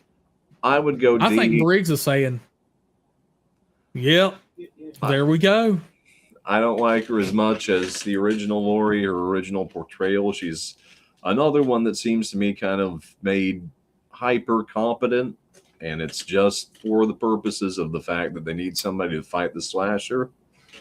So I think she kind of fits that niche. I'm surprised though. You put I'm surprised you put her ahead of Marty. Like, I thought she would be dead last for you, Steve. I'm putting her there because that's what you say. You know what, Briggs? I got it. You know, hey. You know what I'm saying, Briggs? I gotta support the horror fan, Briggs. And we do have JP. If you want Santa Claus added to the list, buddy, $5. Oh. We're already at 60% of the way to our goal. Goldberg version, I hope. Santa instead of Louis. Santa Claus from what? Santa's sleigh, right? Yeah, there we go. All right, Briggs. Now we have Ed Harley. Yeah. This is Chad Edmonds. He wants him listed on our hero ranking, but how? I mean, I don't know, dude. Ed Harley is the whole reason everybody gets killed in the first place. Well, everybody except his son. He's not the reason the son gets killed. I know, Bruce, but very emotional, very emotional, which is beta male behavior. Well, beta male behavior. I take points off of Ed Harley because he doesn't finish the job. The teenagers live to kill again. He stopped. There you go. So before it was over. So is Ed Harley? I mean, does he even count as a hero, dude? I guess he's a hero by the end when he decides it's time to stop the monster that he put into motion. Yes. But let me ask you this, Briggs. If you, how could we say this? Okay. If you drove your family into a lake, Not this And analogy then- again, Steve. It's inherently flawed. if you drive your family into a lake and then you get out of the car and be like, holy shit, I just put my family's entire car in that lake, and then you jump in to save them, are you their hero? I don't think I could really be called a hero if I did it on purpose, Steve. There No, you go. I think I'd be called a very sick man. There you go. That's what Ed Harley is. So is he a hero for that? This is Ed Harley from Pumpkinhead, guys. This is Ed Harley from Pumpkinhead. What does the HorrorFam say? Where would you rank it? Because nobody would have even died except for his son, which was an accident. Nobody would have got killed at all. He summons a vengeful spirit, and then he tries to help when he realizes, oh shit, I messed up. I was emotional. I was being a man baby. And I do like Ed Harley, though. I like Lance Henriksen. I like Pumpkinhead. But still, I also like haggis. But I like haggis too. It's delicious. But everybody is saying a D. What's up, Samuel Stokes? Oh my goodness, Samuel Stokes. We have been on for 2 hours and 40 minutes. We're about to wrap this up, brother. You missed one heck of a stream. Briggs, I don't think I could. J.K. saying he's an anti-hero, dude. Yeah,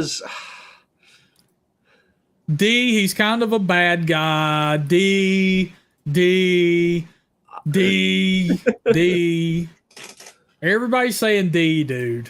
I would go as far as an F for that kind of indecision. You know, like he doesn't even know if he wants to kill them all or not. He kills, like, he has Pumpkinhead kill like 3 of them, and his eyes, no, that idea.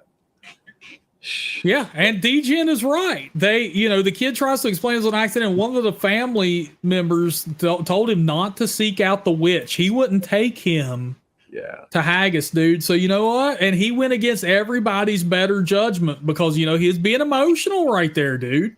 Yep. Hammerhead rode on an elevator with Lance. How cool is his voice in person?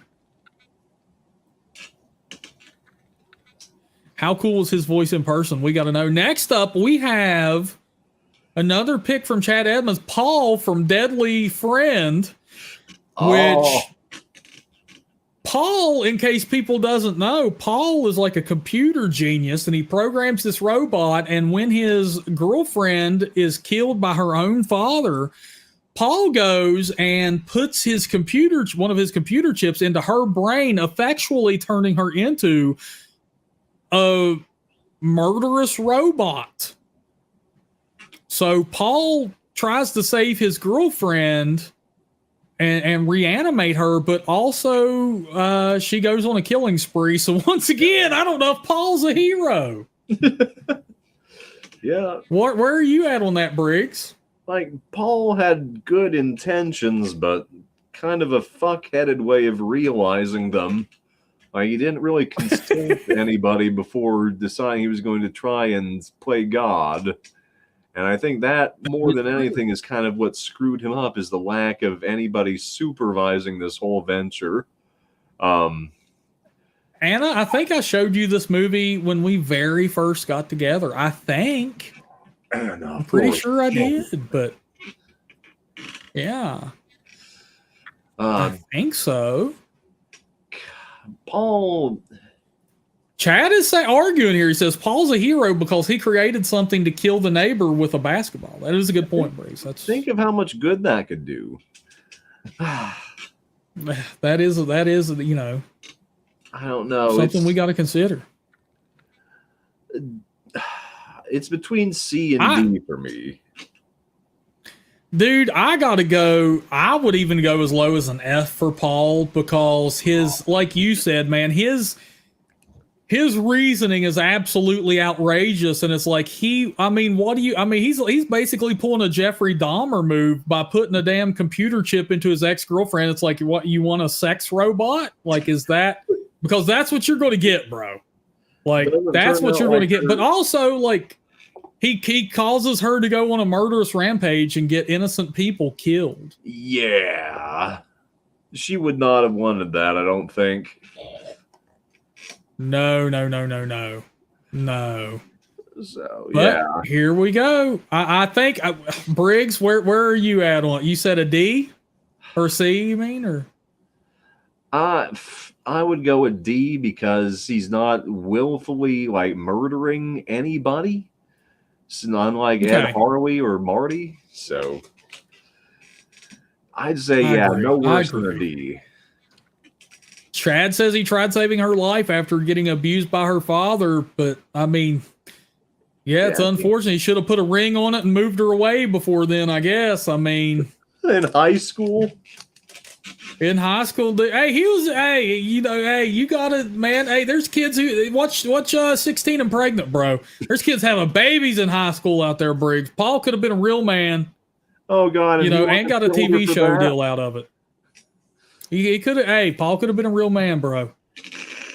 But hey, let's see here. Now we have, and I don't know about this one at all. This is Louis from the Interview with the Vampire television series. JP donated. He wanted him added to the list.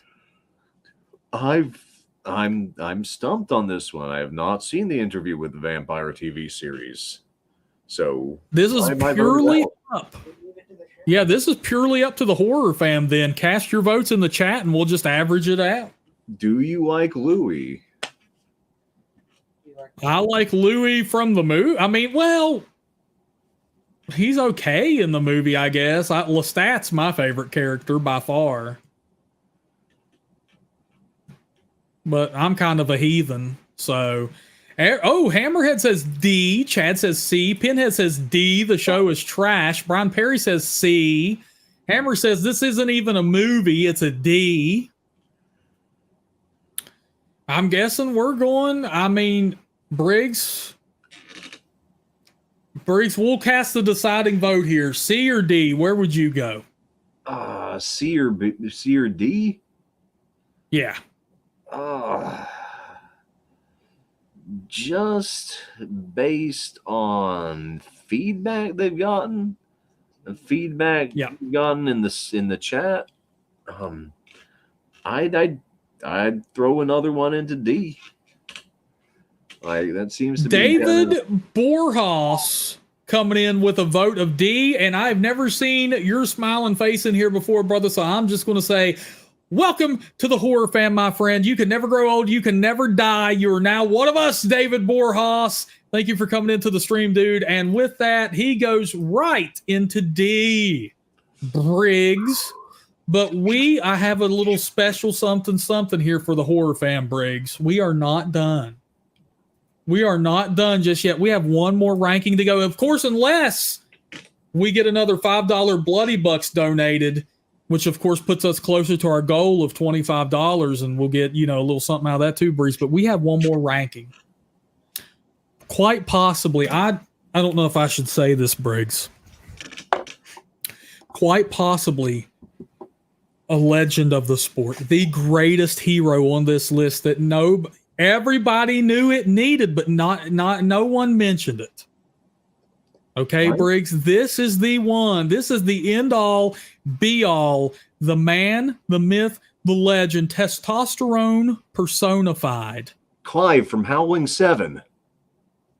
Close, Briggs, close. We're talking about Bojangles himself. Oh, Stevie E here, baby.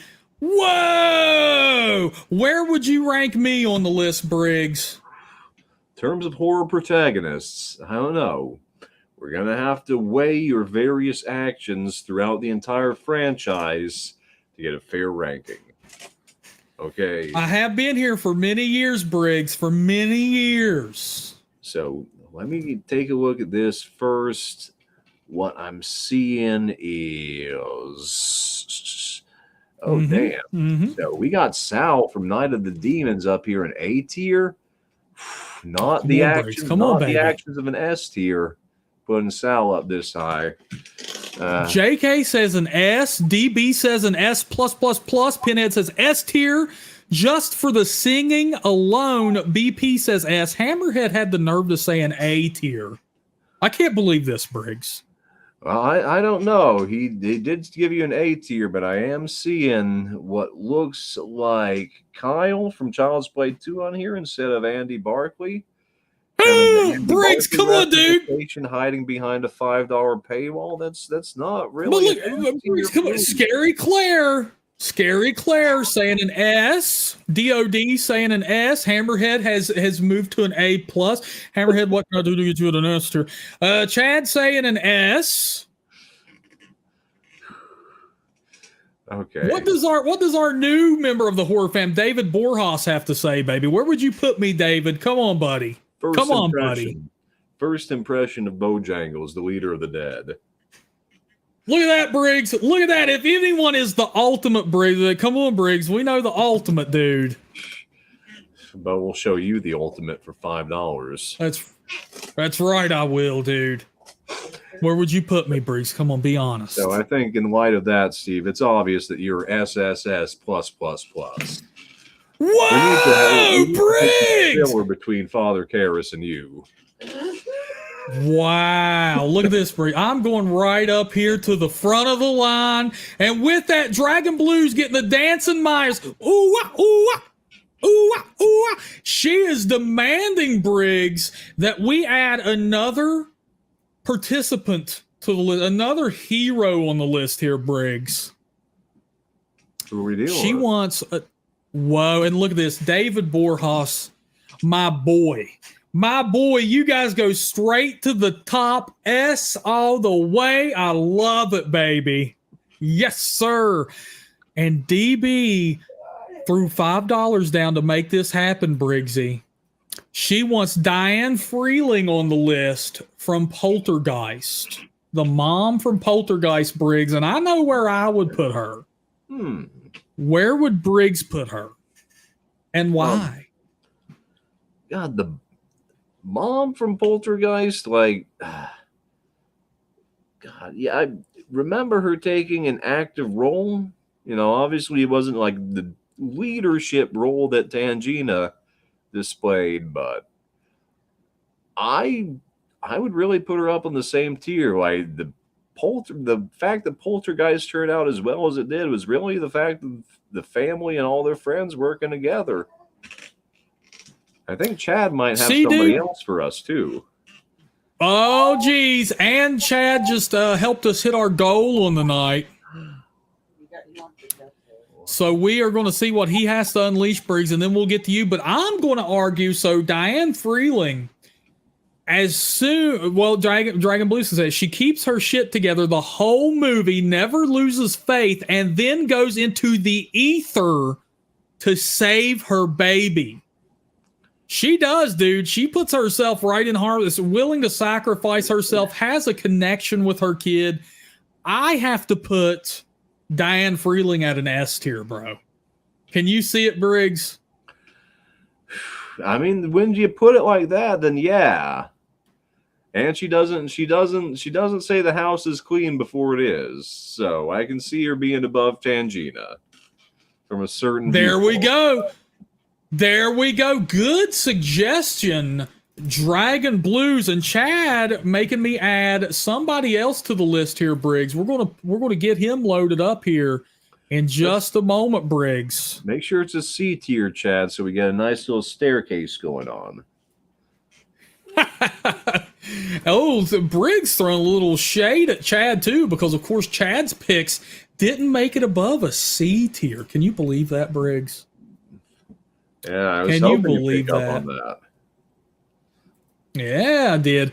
And as Scary Claire agreeing, SS. Come on. Diane deserves an S. Chad saying an S. Hammerhead saying an S. Diane did it, baby. Diane did it. All right. Here we go, baby. RJ McCready has entered the game, Briggs. Oh. Yep. But then again, we do have to take something into account here, Briggs. Now, Mike, good old Mike.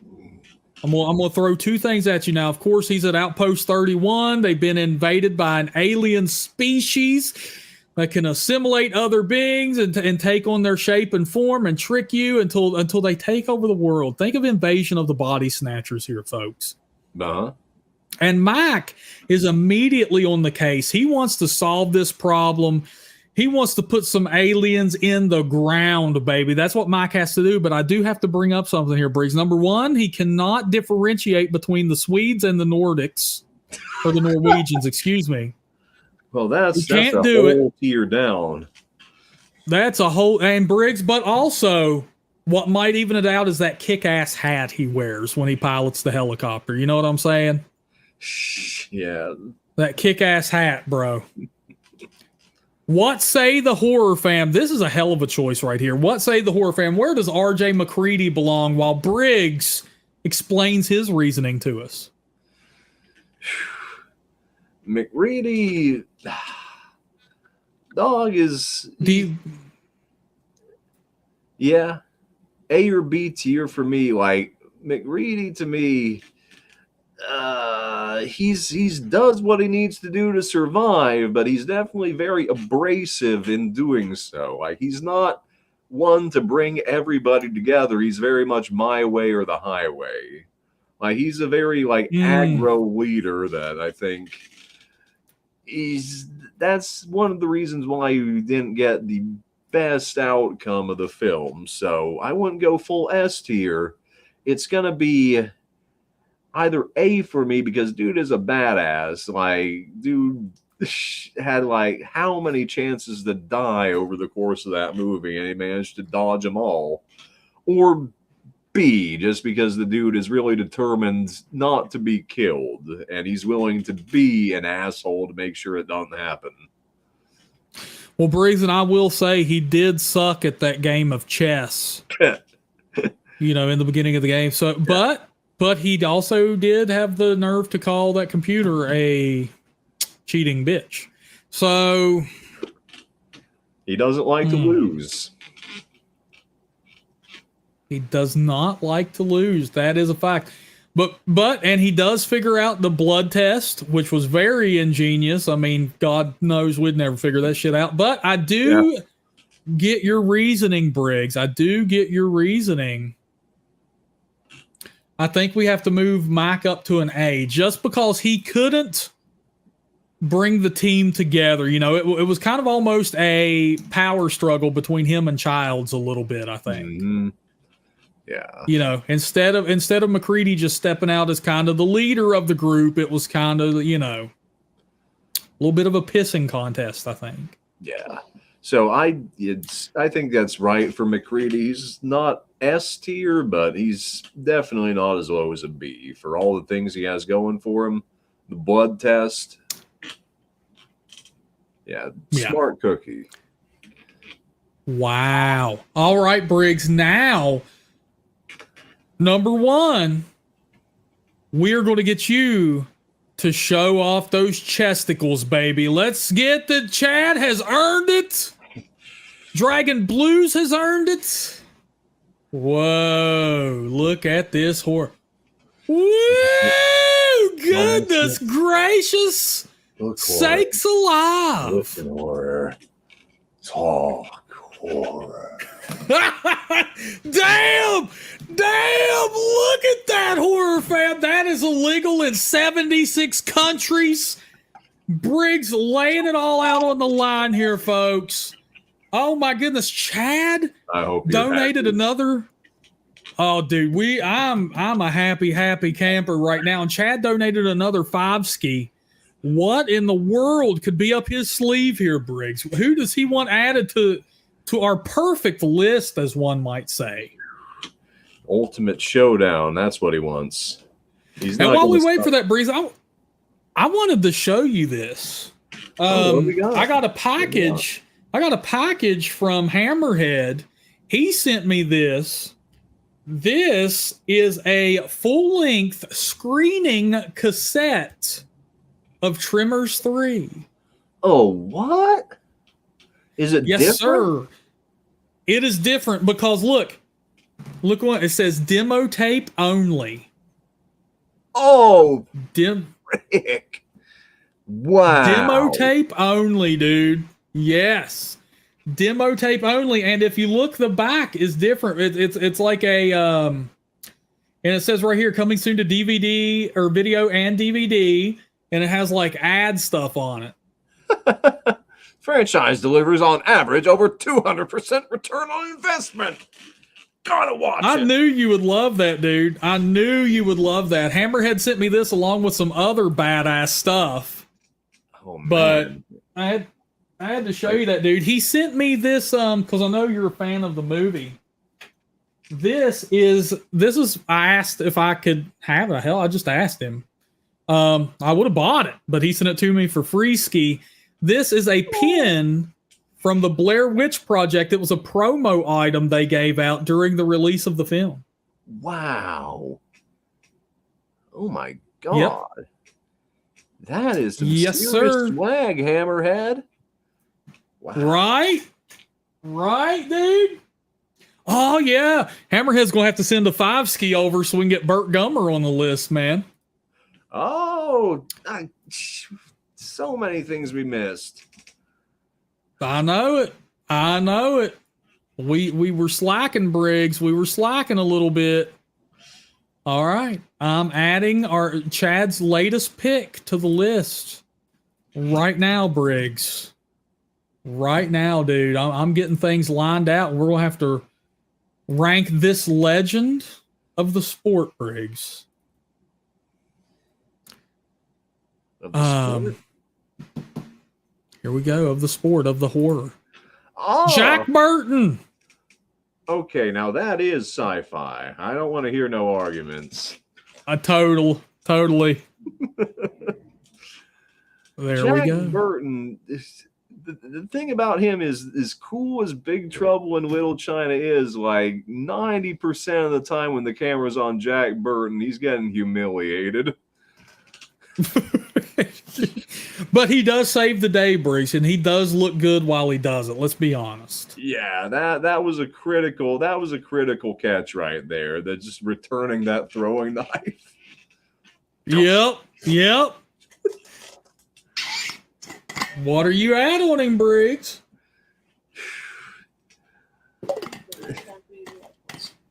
Of all the heroes, Jack Burton is one of them. That What? tier was made for Jack.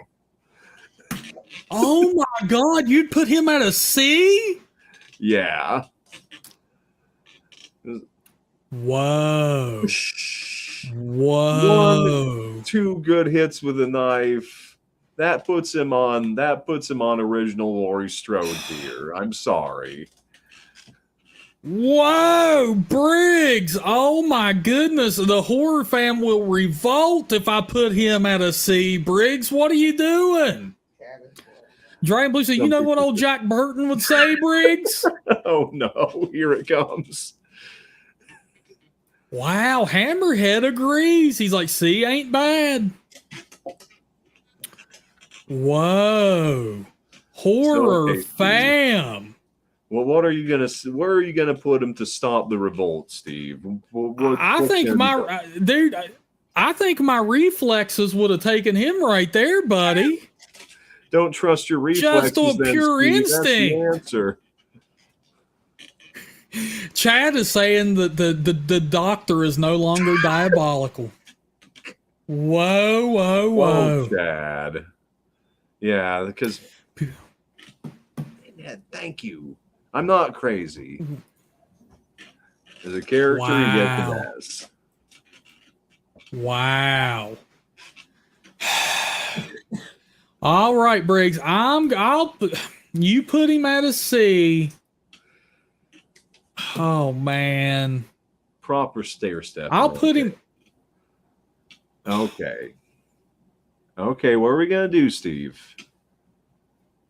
I'm going to put him at a B, so that's why it's between. So it's between there. You know, I feel like that's with the average. It's below our other Kurt Russell character on the list. Wow. Man. Okay. Welcome, Dan, to the HorrorFam. You can never grow old. You can never die. You are now one of us. Glad to have you here. Good sir, brother. Oh, man. HorrorFam strong all night long. Okay, Briggs. Now, here we go. Here we go, Briggs. Unless we get any more donations, this is our finalized list. So I'm going to ask you, Briggs, where are you going to use your veto power?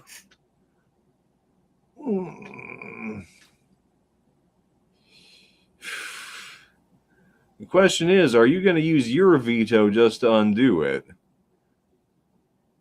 That's a good question, but it's very possible. Are you going to waste your veto like that, Steve? Because Ed and Lorraine Warren, they are going straight to C tier. Are you serious? You would take Ed and Lorraine down to a C? Yep. That's been my veto since they went up on A tier, and it hasn't changed. What does the HorrorFam? Okay, what would the HorrorFam do? Where? Wow.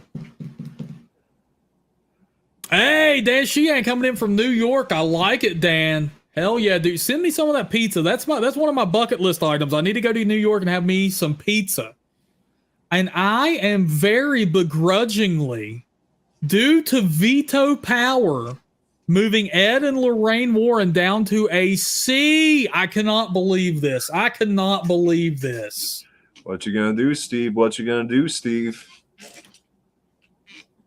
Wow. Wow. You use your veto for evil instead of good, Briggs. I'm nice with it. Oh, I can't believe that, dude. That's a man who listens to some Stitches right there, buddy. Wow,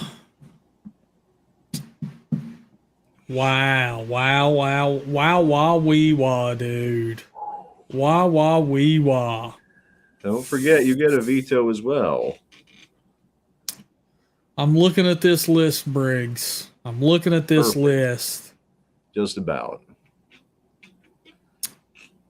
Wow, dude. That's hardcore, Briggs. I can't believe. You're gonna push Louie up to S tier, aren't you? Shit. I can't believe this, dude. Okay, so we have one veto left. What would the HorrorFam? I want to hear it from the HorrorFam. What would you do? Yeah. What would you do if you could veto one pick, HorrorFam? Is anything gnawing at you that you need to change? This could sway me. I do too. David Borjas agrees. He thinks you're possessed and that's why you're hating on Ed and Lorraine. David knows Ed and Lorraine, they belong at least an A tier, dude. At least. Grassman saying they're better than the priests. JK is saying he would move Lori from 78 up to an S tier. Would you do that, Steve? Gun to your head. They were. Dan, we are ranking horrors, heroes. Horrors, heroes.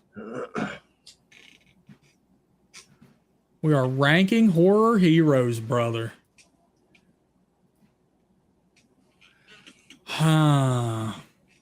Pinhead saying he would move a Blumhouse Lori down to an F. Grambo didn't doom the world or kill people, though. Dejan saying he would move Sidney to an A. Okay.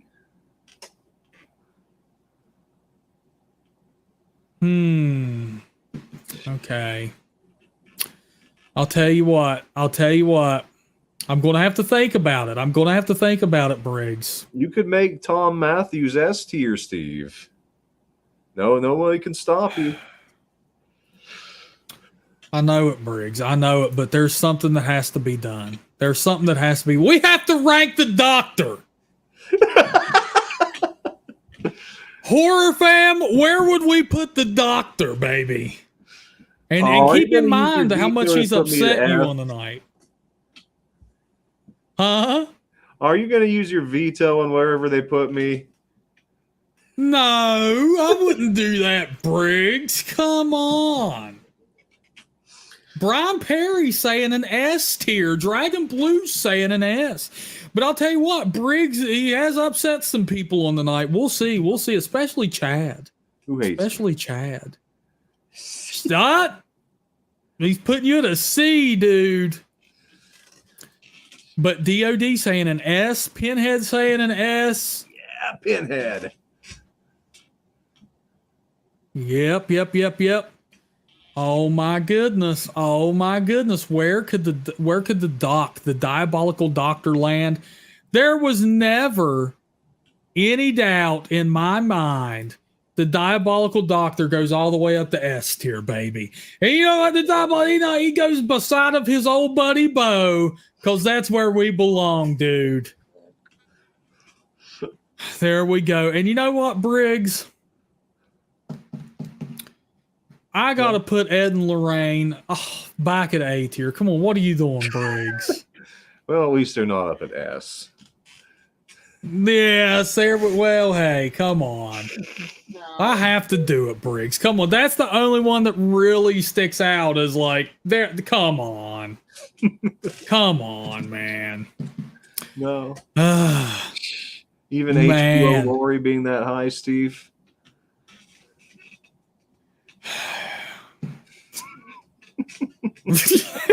Briggs, why you got to do that to me, dude? Why you... Come on now. You used your veto so haphazardly, Steve. What are you saying? I think good prevails over evil, Briggs, and I think Ed and Lorraine, they deserve to be at an A because they sacrificed themselves, putting themselves in harm's way, baby.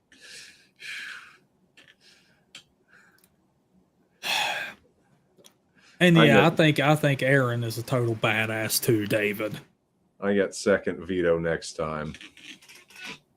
No way, Briggs. Second veto. Oh, he's going to do that to me. While you were gone, everybody was requesting, Briggs, that we do a villains tier ranking next time. Really? Yeah, they want to see villains being ranked next time, dude. I think we'll be meeting it in very soon, HorrorFam. Oh yes. And with that, my friends, we're going to get off here because we've been streaming for 3 hours and 11 minutes. This has to be a record-breaking stream for us, dude. Yeah. Like, good. This has to be a big-time record. And certainly for viewers, too, man. We have 82 people in here still right now. They can't get enough. I'm happy to see all the horror fam again. I'm glad you like us, John, about horror protagonists. I hope I didn't make too many of you too mad. Well, and Briggs, before we go, I do want to thank everybody who purchased the brand new Talk Horror Fam t-shirt. It's a limited edition, exclusive Halloween 2024 design with all of our channel members listed on the back. It is on sale. Link is in the description below. Currently, it's only $22, and after 2 days, it shoots back up to like $27. And we do have stickers, coffee mugs, and all that good stuff available. And I do want to thank Chad Edmonds for donating on the night. I do want to thank Dragon Blues for donating on the night. You guys are badasses. And, of course, JP for donating on the night. We hit a lot of our stream goals, and it has been a hell of a night. We had a lot of fun, man. A lot of fun. Everybody's singing your praises right now, Briggs. Hey. I'm Yay, we did it, man. Yeah. All right, my friends, we have some videos coming up. Your next video coming from me on Monday. We have a Dr. Briggs special coming up. Woo. And live streams galore, man. Live streams galore. So, all right, my friends. Until next time, look horror. Listen horror. Talk horror. Yeah, my friends, y'all have a good night. We love every single one of you, man. Mwah!